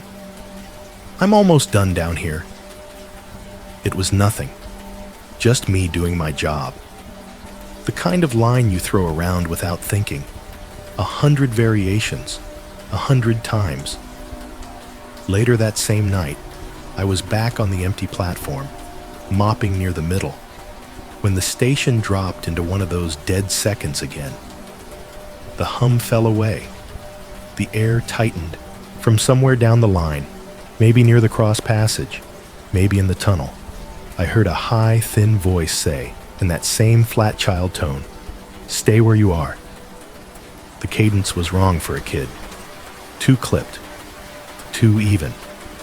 It was my rhythm, copied and pushed up an octave. I froze, mop head dripping on the tiles. The hum came back. The drip echoed. Nothing moved. A few nights later, in another lull, I heard from the general direction of the opposite platform the same small voice murmur, "I'm almost done. I'm almost done." The word "almost" stretched in exactly the lazy way I said it when I was reassuring someone that I was going to clear out soon. It sounded like a cartoon of me. My phrasing, my pauses, laundered through that not quite human throat. After that, it spread. Once in a while, standing near the edge, I would hear a faint, "We're going to get you out," or "Emergency services are on their way," in that same fake broken way. Things I had said that night in the tunnel, repeated back to me a week, 2 weeks, later, as if something down there was hitting replay. Sometimes it came from the tunnel mouth, sometimes from an empty stairwell. Once, I swear, it seeped out of a vent in the mezzanine, just a half sentence dissolving into the recycling air. None of this ever hit full volume. It was always faint, always tucked into those shallow dips in the station's constant noise, like it was learning to talk around the system's heartbeat without waking it up. By then, I had stopped wondering whether this was about a kid who had once fallen onto the tracks or a crime gone wrong. Those are questions for cops and families and news anchors. Whatever this was had moved past that. It was listening to me. It was cataloging what I said when I thought nobody important was paying attention. It was borrowing my own lines and feeding them back to me in a smaller voice, like an echo that was trying to become the original. That is when I realized it was not just haunting a station, it was practicing. There is a point where you get tired of not being believed, even if the only person you are trying to convince is yourself. After the PA glitch, the whispers in the dead seconds, and the voice repeating my own lines back at me in that hollow kid tone, I started feeling like I was walking around with two sets of memories. One was the official version, the incident report, the camera footage, the environmental logs that could be explained away as interference. The other was just everything else, the stuff that did not fit neatly into any form. The second one was winning. One night, sometime past 2, after another quiet shift of listening for gaps in the station's breathing, I snapped. Not out loud, not in any way that would get me pulled into some HR office and handed a pamphlet about coping with workplace stress. I just reached into my pocket, pulled out my phone, opened the voice recorder, and hit the red button. If the system's equipment could catch this thing, mine could too. That was the thought. Or maybe I just needed another piece of proof that did not belong to the MTA. Something I could hold that no one could confiscate or misplace into an evidence locker. I set the phone on the edge of a bench near the middle of the platform, screen down, mic facing out toward the rails. I made sure the little red timer was ticking. Then I walked away. Not far, just enough that I would not be breathing right into it or knocking it off by accident. The station was empty. No trains due for a while. If anyone came down the stairs, I'd see them long before they got near the bench. For the next 40 minutes or so, I did my job. The mop slid across the tiles with that wet, rubbery scrape. My boots clicked against the floor. My cartwheels squeaked. Somewhere above, some unseen piece of metal complained in a low groan, part of the building shifting against itself. Far away, every so often, another train's rumble floated through the structure like a memory. I tried not to think too hard about the phone sitting there like bait. When the next train was 10 minutes out and the platform looked respectable, I went back to the bench, stopped the recording, and slipped the phone into my pocket like it was any other night. I did not listen to it down there. I finished my shift, rode home, unlocked my apartment, dropped my keys in the bowl, and only then, in my kitchen, with the fridge humming and the window AC coughing in the wall, did I finally sit at the table and press play. I put my earbuds in. At first, the recording was exactly what I had expected. Boring. 40 minutes of underground life compressed into a narrow band of sound. The constant bed of mechanical hum. The hollow echo of my own footsteps drifting in and out as I moved closer or farther from the phone. The squeak of wheels. The soft slosh of water in the mop bucket. Every now and then, the distinct two-tone ding of a train far down the line, damped by walls. Listening to your own work like that is strangely intimate. You hear your habits, the way you cough, the little under-the-breath noises you make that no one else notices. If nothing else, it was proof that I existed in that space the way I remembered. Then I hit minute 18. I did not know that was the moment at first. The counter just kept ticking, 1752, 1753, 1754. My recorded footsteps moved away, fading a little. The hum was steady, a low, comfortable blanket. At 1802, everything dropped. The background noise did not explode or distort. It just dipped. The hum thinned out, like somebody had reached into the recording and pressed a finger gently against the waveform. The distant train vibrations fell away. Even my own footsteps cut off, as if the version of me on the tape had frozen in place. A mechanical silence opened up, not absolute, not in the way a padded room would be, but a trough between two waves. A trough I recognize now in my body, even when my ears were not expecting it. In that tiny gap, through my earbuds, I heard a small inhale. It sounded ragged, like somebody with a cold trying to breathe quietly. A quick, shaky pull of air, close to the mic, but not right on top of it. The kind of breath you take when you are about to say something you are not sure you should say. Then, in that same small voice that had lived in my head, and in the tunnel, and in the MTA's test mic, I heard, "You're almost here."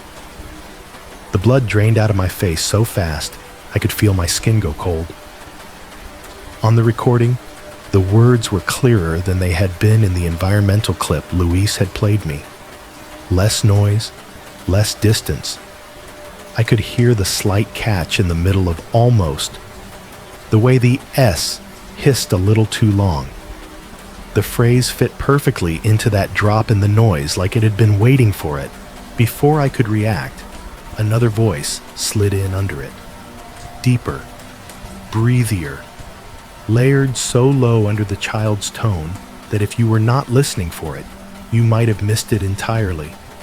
It was almost like a shadow attached to the main sound, following the same path a fraction of a second behind. "Don't stop now." It was my voice. Not exactly the way I hear myself in my head, but the way you hear yourself on a bad phone recording. Flattened, thinned out, but still undeniably you. The same pacing I had used in my own kitchen when I heard that line behind me. The same emphasis, warped slightly, like it had been run through a filter. You're almost here. Don't stop now. A kid repeating a phrase it had said before. And under it, the thing it had said to me in my apartment, wearing my tone like a mask. I ripped one earbud out, heart hammering, and stared at the phone like it had spoken on its own. For a solid minute, I did not move. I just sat there with the fridge humming behind me and the recording paused. My own warped breathing frozen in the waveform on the screen. Then, because I could not help myself, I dragged the playhead back 10 seconds and listened again. Dip. Inhale. You're almost here. Don't stop now. Every time I replayed that segment, the layering got more obvious. Once you knew the deeper voice was there, you could not pretend it was just an echo. The consonants hit in the right places. The gap between the phrases was just the length my real mouth would have taken. I listened to that same 12-second stretch more times than I want to admit, convinced I was going insane, convinced I was some kind of audio hypochondriac, hearing patterns in random noise, convinced, too, that if I could just prove this to somebody else, it would mean I was not making it all up. I did not send it to anyone. I did do the next dumbest thing. I screen recorded it. I opened the file, hit play, and used the phone's screen recorder to capture the waveform pulsing along the top of the screen while the audio played underneath. It felt like some primitive urge to document an animal print before the rain washed it away. If I caught it on video, it was real. It had weight. It existed outside my own recollection. After that, I should have deleted it. Instead, I kept it. It lives in a folder on my phone now, tucked between regular things. Pictures of my stove, so I remember what milk I am out of when I'm at the store. Screenshots of schedule changes. An old photo of a cat I used to feed outside the station. If you scroll fast, you would not even notice it. Just another thumbnail with a frozen waveform. Sometimes, when I start to convince myself that this whole story is just stress and lack of sleep, and the human brain's love of scaring itself, I plug my earbuds in and play that section again. Just to make sure the lines are still there. Just to make sure I did not dream the whole thing. The last time I listened to it, maybe 3 nights before I sat down to write this email, it changed. I was at the kitchen table again. Same setup as always. Laptop open. A cold mug of coffee going untouched. The fridge humming. The window AC grinding away. It was late enough that the city outside the window had gone from loud to distant.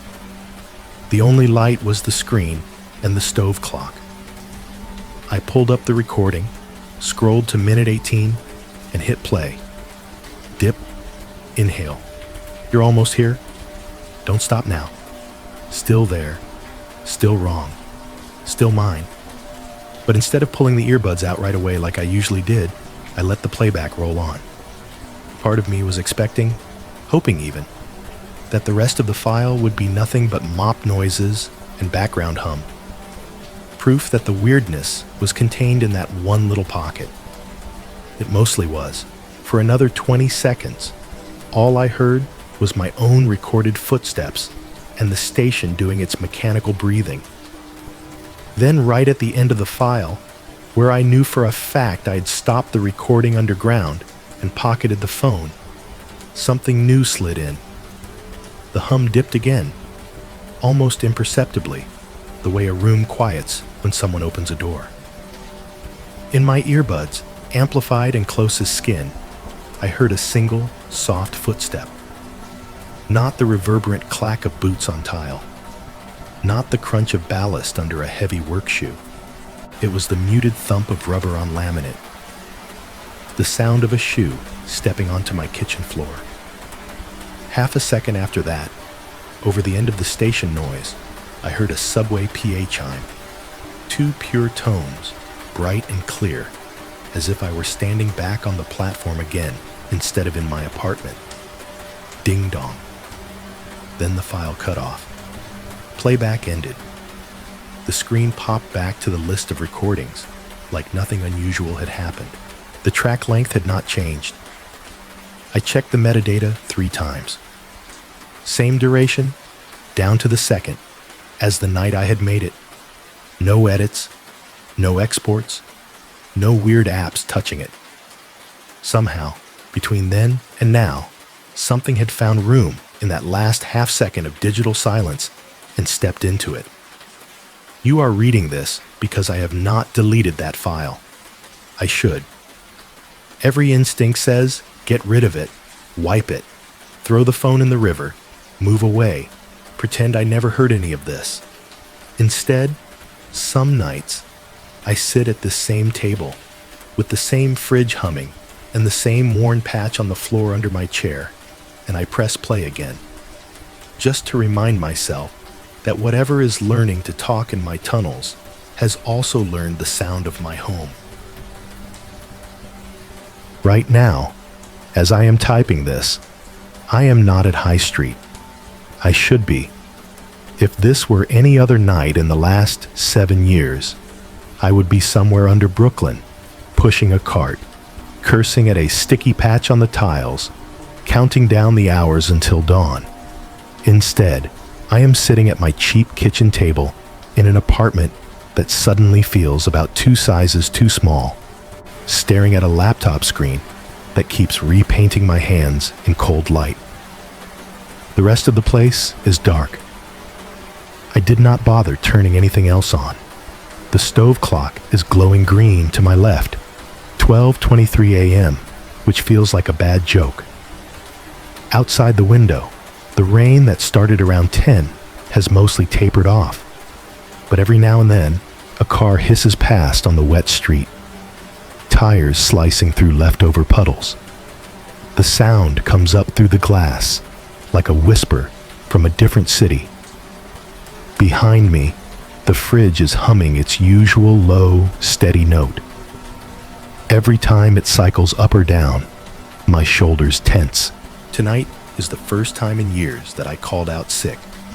No flu, no stomach thing, no injury. I have been on shift with a pulled muscle in my back, a wrist brace, a bandage wrapped around my thumb after a bad run-in with a broken bottle. I have shown up hungover, grief-struck, sleep-deprived. I have always figured I could be miserable and still hold a mop. Tonight, I stared at my schedule, saw Heist, downtown, printed in its usual spot, and my body simply refused. My hand actually shook dialing the number. When the automated system asked for a reason, I said illness, and hoped the machine did not know how to tell when a voice was lying. If they push me on it later, I do not know what I will say. I am afraid of what will happen if I walk back into that station.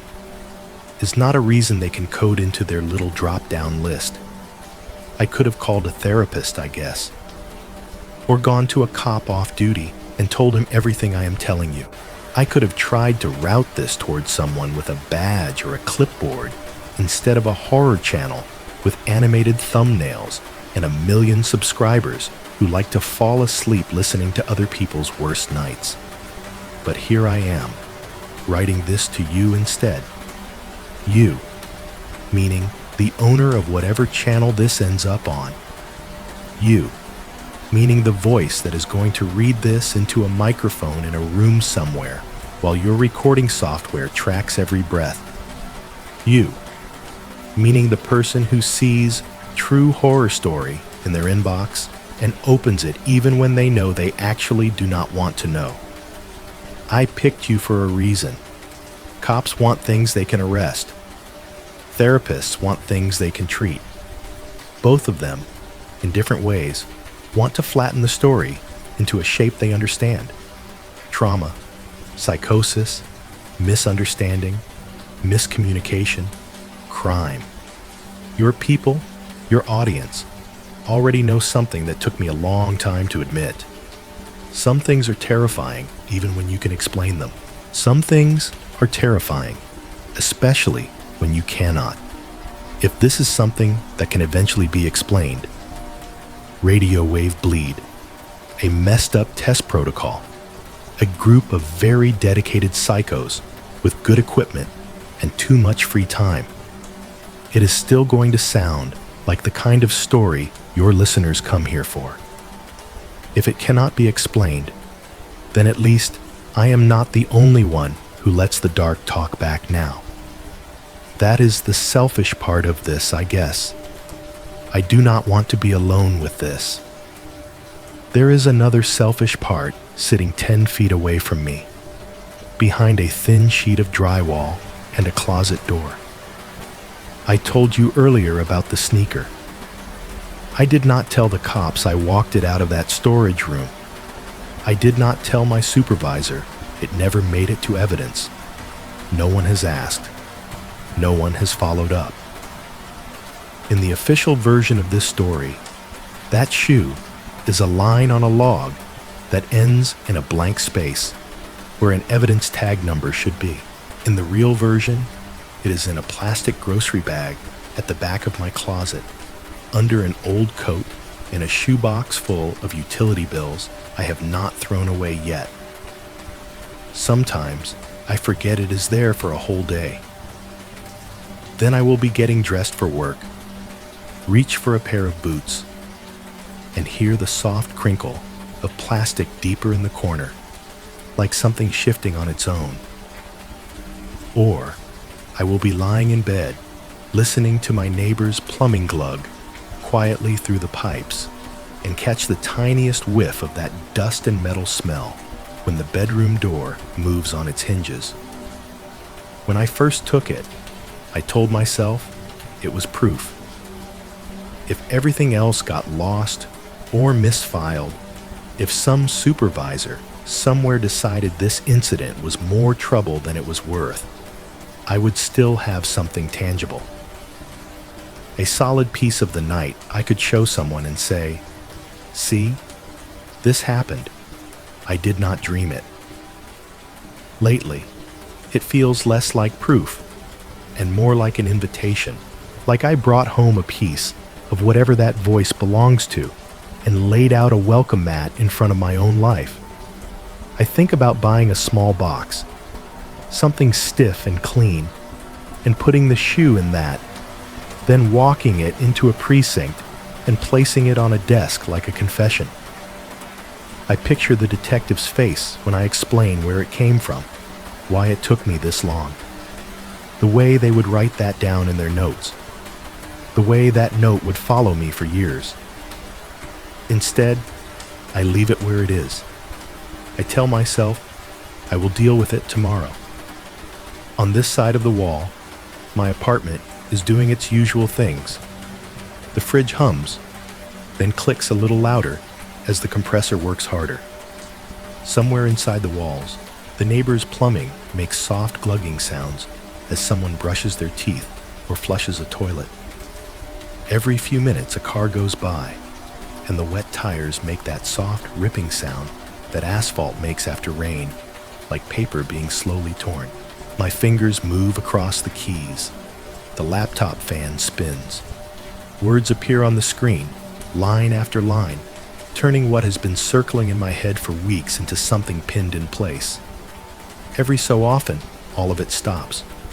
The fridge cuts off mid-hum. The plumbing goes quiet. No cars pass. The fan inside the laptop seems to drop a note. The building takes one breath in and does not let it out.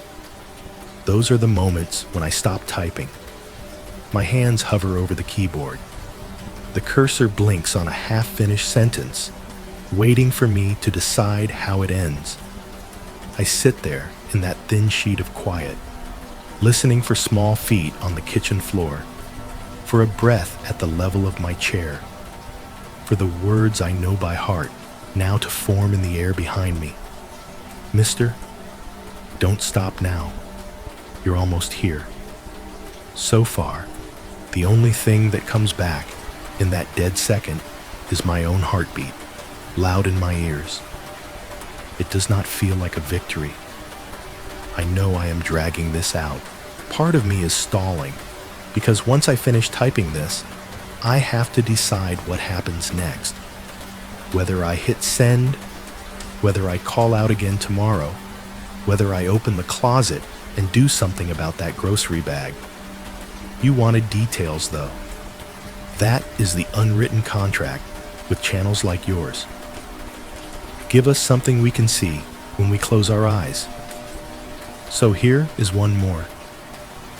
The last time I was down at High Street, before I finally broke and made that sick call tonight, I was walking the length of the platform at the end of the shift, doing one last slow pass to check for trash or spills. It was late, pushing 4 a.m., and the station was in one of those rare, deep lulls where even the system seemed tired of its own noise. My boots tapped a steady rhythm on the tiles. The sound bounced off the walls and came back to me the way it always has. Slightly delayed, slightly hollow. About halfway down, the echo changed. It went from a simple call and response, step, echo, to something else. My feet hit the ground, and somewhere behind me, something else hit half a beat later. Not the same volume, not the same weight. Lighter, maybe, or shorter. I took 3 more steps, listening carefully, and each time, my footfalls came back with a companion. Step, echo, step, second echo, just off. Step, something walking half a pace behind me, matching my path like it had finally figured out the timing. I did not turn around. I just kept walking until I hit the end of the platform, then turned the corner by the stairs like that had been my plan all along. If you have ever walked home at night and had the hairs on the back of your neck stand up because you thought someone was following you, and then looked back and seen nothing, that feeling, stretch it over months. Wrap it around concrete and steel. Put it in your own kitchen after midnight. That is what I am trying to write down here, at this table, in this light, with the fridge humming and the city pretending to sleep around me. If this email sounds rambling, it is because I am tired. If it sounds organized, it is because I have had a lot of time to rehearse what I wish I could say out loud to someone who will not put it in a report. Mostly, I am writing it so that if I ever do go back down there and something finally steps fully into that dead second silence, instead of just breathing through it, there will be a record somewhere that I knew it was coming, that I saw it learning to walk. Before I called out tonight, there was one more shift at High Street. If I am honest, that is the night that broke whatever stubborn part of me kept saying, just one more, you are overreacting. Everything I have told you so far built the track. That last shift is when something finally started rolling toward me on it. It was a Tuesday, or maybe a Wednesday. Down there, the days smeared together. All I know is it was the kind of weeknight when the city above feels like it has already gone home. No game, no parade, no late night rush. Just a slow bleed of people dwindling down the stairs until there is nobody left but the ones in uniforms and the ones with nowhere else to go. That night, even the uniforms were scarce. No cops doing lazy loops around the mezzanine. No other maintenance guys sharing the schedule this round. No signal crew down the line. It was just me, my cart, and the endless rectangle of tiled space that belonged to High Street's downtown platform. The air felt flatter than usual. Cooler, too. Like the AC was overcompensating for something. My breath made a faint cloud the first few minutes, then disappeared as I warmed up. I had settled into the mechanical rhythm that has carried me through most nights. Sweep, step, sweep, bag, tie, toss, repeat. I was way down at the far wall, near the end of the platform where the ads are older and the tiles have more hairline cracks, pushing dust toward a pan. That was when the PA chime sounded. Ding dong. I stopped mid-sweep, that sound hooking right into the center of my spine. I did not look up right away. I just listened. No static this time. No sickly crackle down the line. The tones were crisp and clean, bright as glass. The system sounded healthy. Like the days when corporate is walking through and everything behaves. For a second, nothing followed. Then, from every speaker along the platform at once, the small voice said, "Mister, can you help me?" It was exactly as it had been in the tunnel the first time. Same pitch, same pacing, same little wobble on the mister. Only now, instead of sliding out of the dark in front of me, it came from above, pressed through metal grills and wires, bouncing off tile. It was wrong, hearing it elevated like that. I felt my brain pull backward, trying to get out of my own skull. Before I could react, before I could reach for my radio or shout or do anything, another voice came through the speakers. My own. "Where are you? Are you on the tracks?" That is what I had yelled the first night. I knew it in my bones. Hearing it now, recorded and flattened, stripped of echo and context, made it sound like a stranger was doing a bad impression of me from a long way away. The system was playing us both back at me. Him and me, trapped in some hidden buffer, spit out on a loop. I stood there with the broom in my hands and realized the station had become a kind of throat. It could swallow sound and hold it and spit it back out whenever it wanted. There was no one else on the platform to hear it. No crowd to chalk this up to a faulty test file. No cops to roll their eyes and ask if someone was messing with the PA.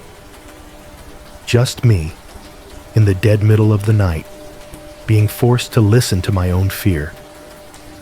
My heart was doing that too fast thing again, where every beat feels like it is trying to climb out of your chest. I took a step back from the wall. I did not say anything. I did not want to give it fresh material. For a moment, the speakers went quiet. The usual hum of the station seeped back in around their edges, like water creeping back after a wave. Then a new line came through. "We're almost there." I had never heard that sentence before. The word "we're" made my skin crawl. Up until that moment, I had always thought of the voice as an I. Even when it parroted my own lines, it still felt like a single thing playing with a toy. "We're almost there," sounded like a correction. The worst part was not the sentence itself.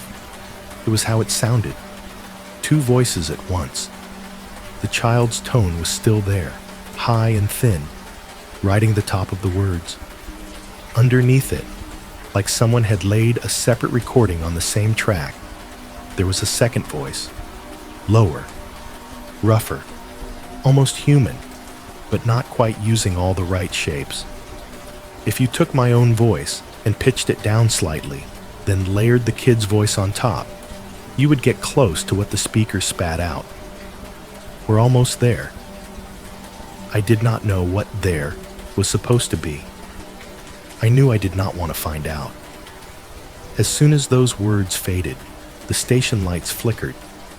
Not just one tube at the end of the platform. Not the usual tired blink of an overworked ballast. All of them. Every fixture running down the length of the platform stuttered, then pulsed in a wave.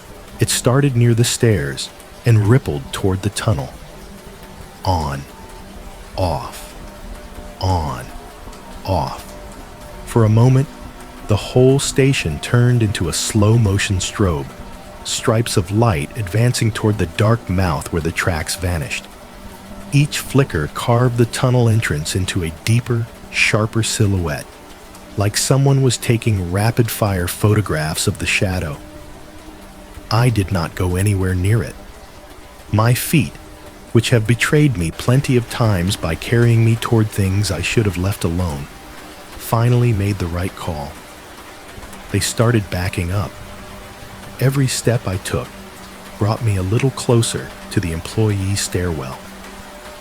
I kept my eyes fixed on the rails, on the tunnel, on the points where the light strobed hardest. The broom was still in my hand, but if anything had come out of that dark right then, I doubt I could have lifted it. The PA stayed mercifully quiet as I moved. No more phrases, no more borrowed lines, just the faint residual hiss that all speakers carry when they are on but not speaking. The light wave reached the tunnel mouth and seemed to pour into it, like water flowing downhill. Then everything lined up. The humming in the walls dropped. The fans ticked into their low point. The station fell into one of those single, heavy seconds of absolute mechanical silence I have been talking about since the beginning. In that silence, from just inside the darkness, past the platform edge, I heard a slow drag. Not footsteps, not the click of ballast under a boot. It sounded like something heavy being pulled along the gravel between the rails, not rolling, dragged, as if someone had hooked their fingers under a weight and decided to take their time hauling it toward the light. The scrape carried just far enough to reach me, then stopped. I did not wait for a second one. I kept backing away until my shoulder touched the cold metal of the exit gate to the staff-only hallway. My hand found the crash bar and shoved. The door opened with its usual reluctant squeal, and I slipped through, pulling it shut behind me like a shield. In the narrower, fluorescent-lit hallway, the noise changed instantly. No tunnel echo, no big station reverb, just the close, office-like sounds of bad wiring, vents, and the distant thump of some old HVAC unit having a long day. My pulse was still roaring in my ears. My hand shook so hard it took me 2 tries to latch the gate. I could feel the back of my uniform shirt sticking to my spine with sweat. I started down the hallway toward the locker room, forcing myself not to break into a run. Running would have meant accepting that something was behind me. Walking felt like a small act of defiance. As I passed one of the narrow windows in the staff door, a wired glass rectangle set at shoulder height so you can see who is coming before you open it, I caught sight of my reflection. Just a quick, ghosted glimpse, more suggestion than photograph. The curve of my shoulders, the outline of my head, the hallway stretching behind me. For a heartbeat, there were 3 shapes instead of 1, me in the center. To my right, lower, a smaller form, at about the height of a child, its outline blurred by the texture in the glass. To my left, taller by a head, leaned slightly over the smaller one, like someone bending to whisper into a kid's ear. Then I took another step, and the angle changed, and it was just my own shape, doubled by bad lighting and the pattern of the glass. I did not go back to check. You can tell yourself a lot about reflections, that the glass was warped, that the fluorescent tubes overhead were playing tricks, that your brain is wired to find faces and figures in anything. You can tell yourself that all the way to the locker room, and all the way to the surface, and all the way home to your kitchen, where you sit at a table hours later and decide, for the first time in years, not to go back when your shift starts. That was the last time I heard him underground. If I am lucky, it stays that way. Right now, the only light in my apartment is this laptop and the numbers on the stove. The cursor is blinking near the bottom of the email draft, like it is getting impatient with me. The subject line is still the same stupid thing I typed an hour ago and never changed. Incident at High Street. True story. The kind of title you skim past when you check your inbox in the morning. Maybe that is good. Maybe this gets buried and never read. The stove clock to my left says 1:23 a.m. The green digits look too familiar. The AC in the window is doing that low, constant push of cool air that never quite reaches the back of the room. Behind me, the fridge hums like it always does. There's a dark ring on the table where a mug of coffee used to be. It went cold a long time ago. I can hear a car roll through the intersection down the block, tires hissing on wet asphalt. Someone upstairs moves across their floor, my ceiling. Slow, heavy steps that creak once and stop. The plumbing in the wall to my right makes a soft glugging noise, like the building is swallowing something it does not want to taste. My hands are on the keyboard. I am watching them move and thinking how strange it is that out of everything I have seen and heard in the last few weeks, this is the part that feels unreal. Me choosing to tell anyone. I do not know what I have been talking to. I want to be very clear about that. I know how people are on the internet. They hear one weird story and start throwing labels at it like darts. Ghost, demon, entity, residual energy. Some people will say it is all in my head. Some will swear they know exactly what kind of haunting I've managed to drag home in a plastic grocery bag. The truth is simpler and worse. I do not know if what has been speaking to me is a dead kid, a living one, a group of very messed up people with microphones, or the sound of my own mind cracking after too many years of night shifts underground. I do not know if there is a rational explanation waiting in some report I will never see, or if this is one of those things that never makes it into any report because systems do not know where to file it. What I do know is that some of the sounds are real in the simplest, dumbest way possible. My phone can play them back. If I hand you my headphones, you can hear a small voice say, "Mister, can you help me?" And just keep walking. And you can hear my own voice layered under it telling me, "Don't stop now." If I show you the screen recording, you can watch the waveform jump when something that was not supposed to be there speaks inside a piece of digital silence. That is as close to proof as I am ever going to get. The rest of it, the reflections, the footsteps half a beat behind mine, the sense that the silence itself has a shape, is harder to share. That is why I am sending this to you. Writing it down does not fix it. Saying it out loud will not turn the station lights back into simple fluorescent tubes or make the fridge hum sound like just a fridge again. But getting the story out of my head and into somebody else's might dilute it a little, spread it out, make it less of a private echo chamber. You have an audience that already understands that scary is not always a guy with a knife or a door slamming shut. Sometimes it is a voice repeating your own words back to you in a different tone. Sometimes it is realizing that the 1-second gap between all the normal sounds in your life is not as empty as you thought. I have told you about the sneaker in my closet. If I turn my head right now, all I will see is the closed bedroom door. On the other side of that, there is a cheap sliding closet.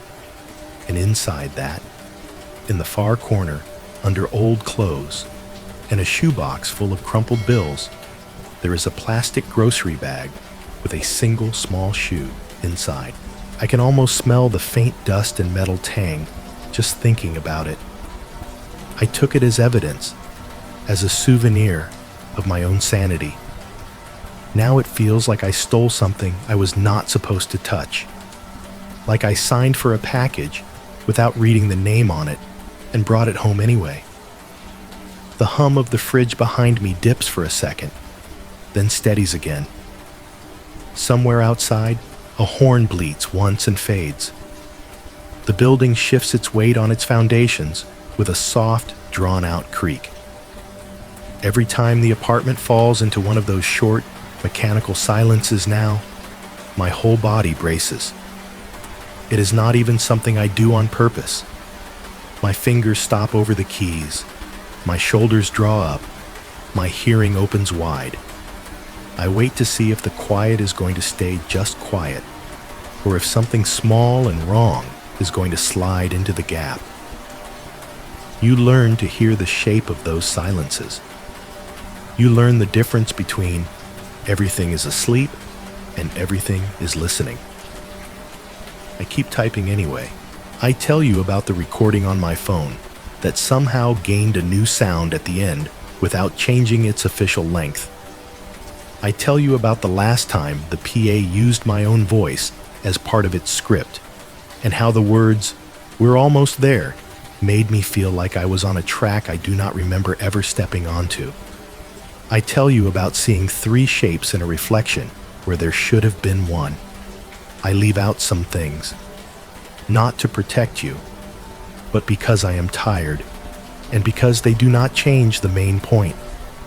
There is something in the tunnels, and now there is something in the wires, and now there is something in the small, forgotten silences of my own home. And they might all be the same thing: learning how to talk. The laptop fan whirs a little louder, then settles. My fingers ache. I realize I have been clenching my jaw for the last 3 paragraphs. I am almost done. That is what I have been telling myself since I started this. Just get to the end. Just finish the sentence. Just write 1 more line, and then you can decide whether to send it. I think about what it will feel like when this shows up in your inbox. Will you be in a bright room, with people talking in the next office over? Or alone at night, headphones on, with your own fridge humming in the background? Will you read it all at once, or skim it and come back later when you want something good and unsettling for the channel? The cursor is blinking next to the final paragraph now. My thumb hovers over the trackpad. That is when it happens. The change is so sudden that for a split second I think the power has gone out. The fridge stops humming mid-note, like someone pressed pause on it. The AC in the window winds down with a soft mechanical sigh, and then goes dead. Outside, there are no cars. The city noise shrinks back as if someone has shut a door on it. The plumbing in the wall, which had been making soft, absent-minded sounds for the last hour, goes still. My laptop is still on. The screen is still glowing. The cursor is still blinking. Everything else has stopped. The room falls into a perfect, unnatural mechanical silence. It is exactly the same shape as the silence under High Street. Not long enough to be a blackout, not subtle enough to be a coincidence. Just one hard, heavy second where all the background noise in my life lines up and disappears. In that compressed second, I hear a tiny footstep on the kitchen tile just behind my chair. Just one. It is close enough that I feel it more than hear it, the faint vibration through the floor. Light. Small. Like the weight of a kid stepping carefully, not wanting to be noticed. The sound lands just to the right of where I am sitting. A soft, ragged inhale follows, so close to the back of my neck that my skin goes cold. It is the same kind of breath I heard on the recording. The one right before, "You're almost here." Only this time, there is no distance between us. No tunnel, no static. Then, right next to my ear, in a voice that is halfway between a child's and an adult's, I hear, "Just keep walking." Two tones at once again, the high one threading through the lower one, both of them using my language with a confidence they did not have before. The second passes. The fridge kicks back on with a clunk, louder than usual. The AC coughs and resumes pushing air. Outside, a car rattles over a pothole and someone leans on their horn for too long. The pipes in the wall burp softly, as if clearing their throat. The world remembers how to make noise. I do not move. My hands are frozen over the keyboard. The email window is open. The subject line is waiting. The cursor is still blinking gently on the word send. I do not turn around.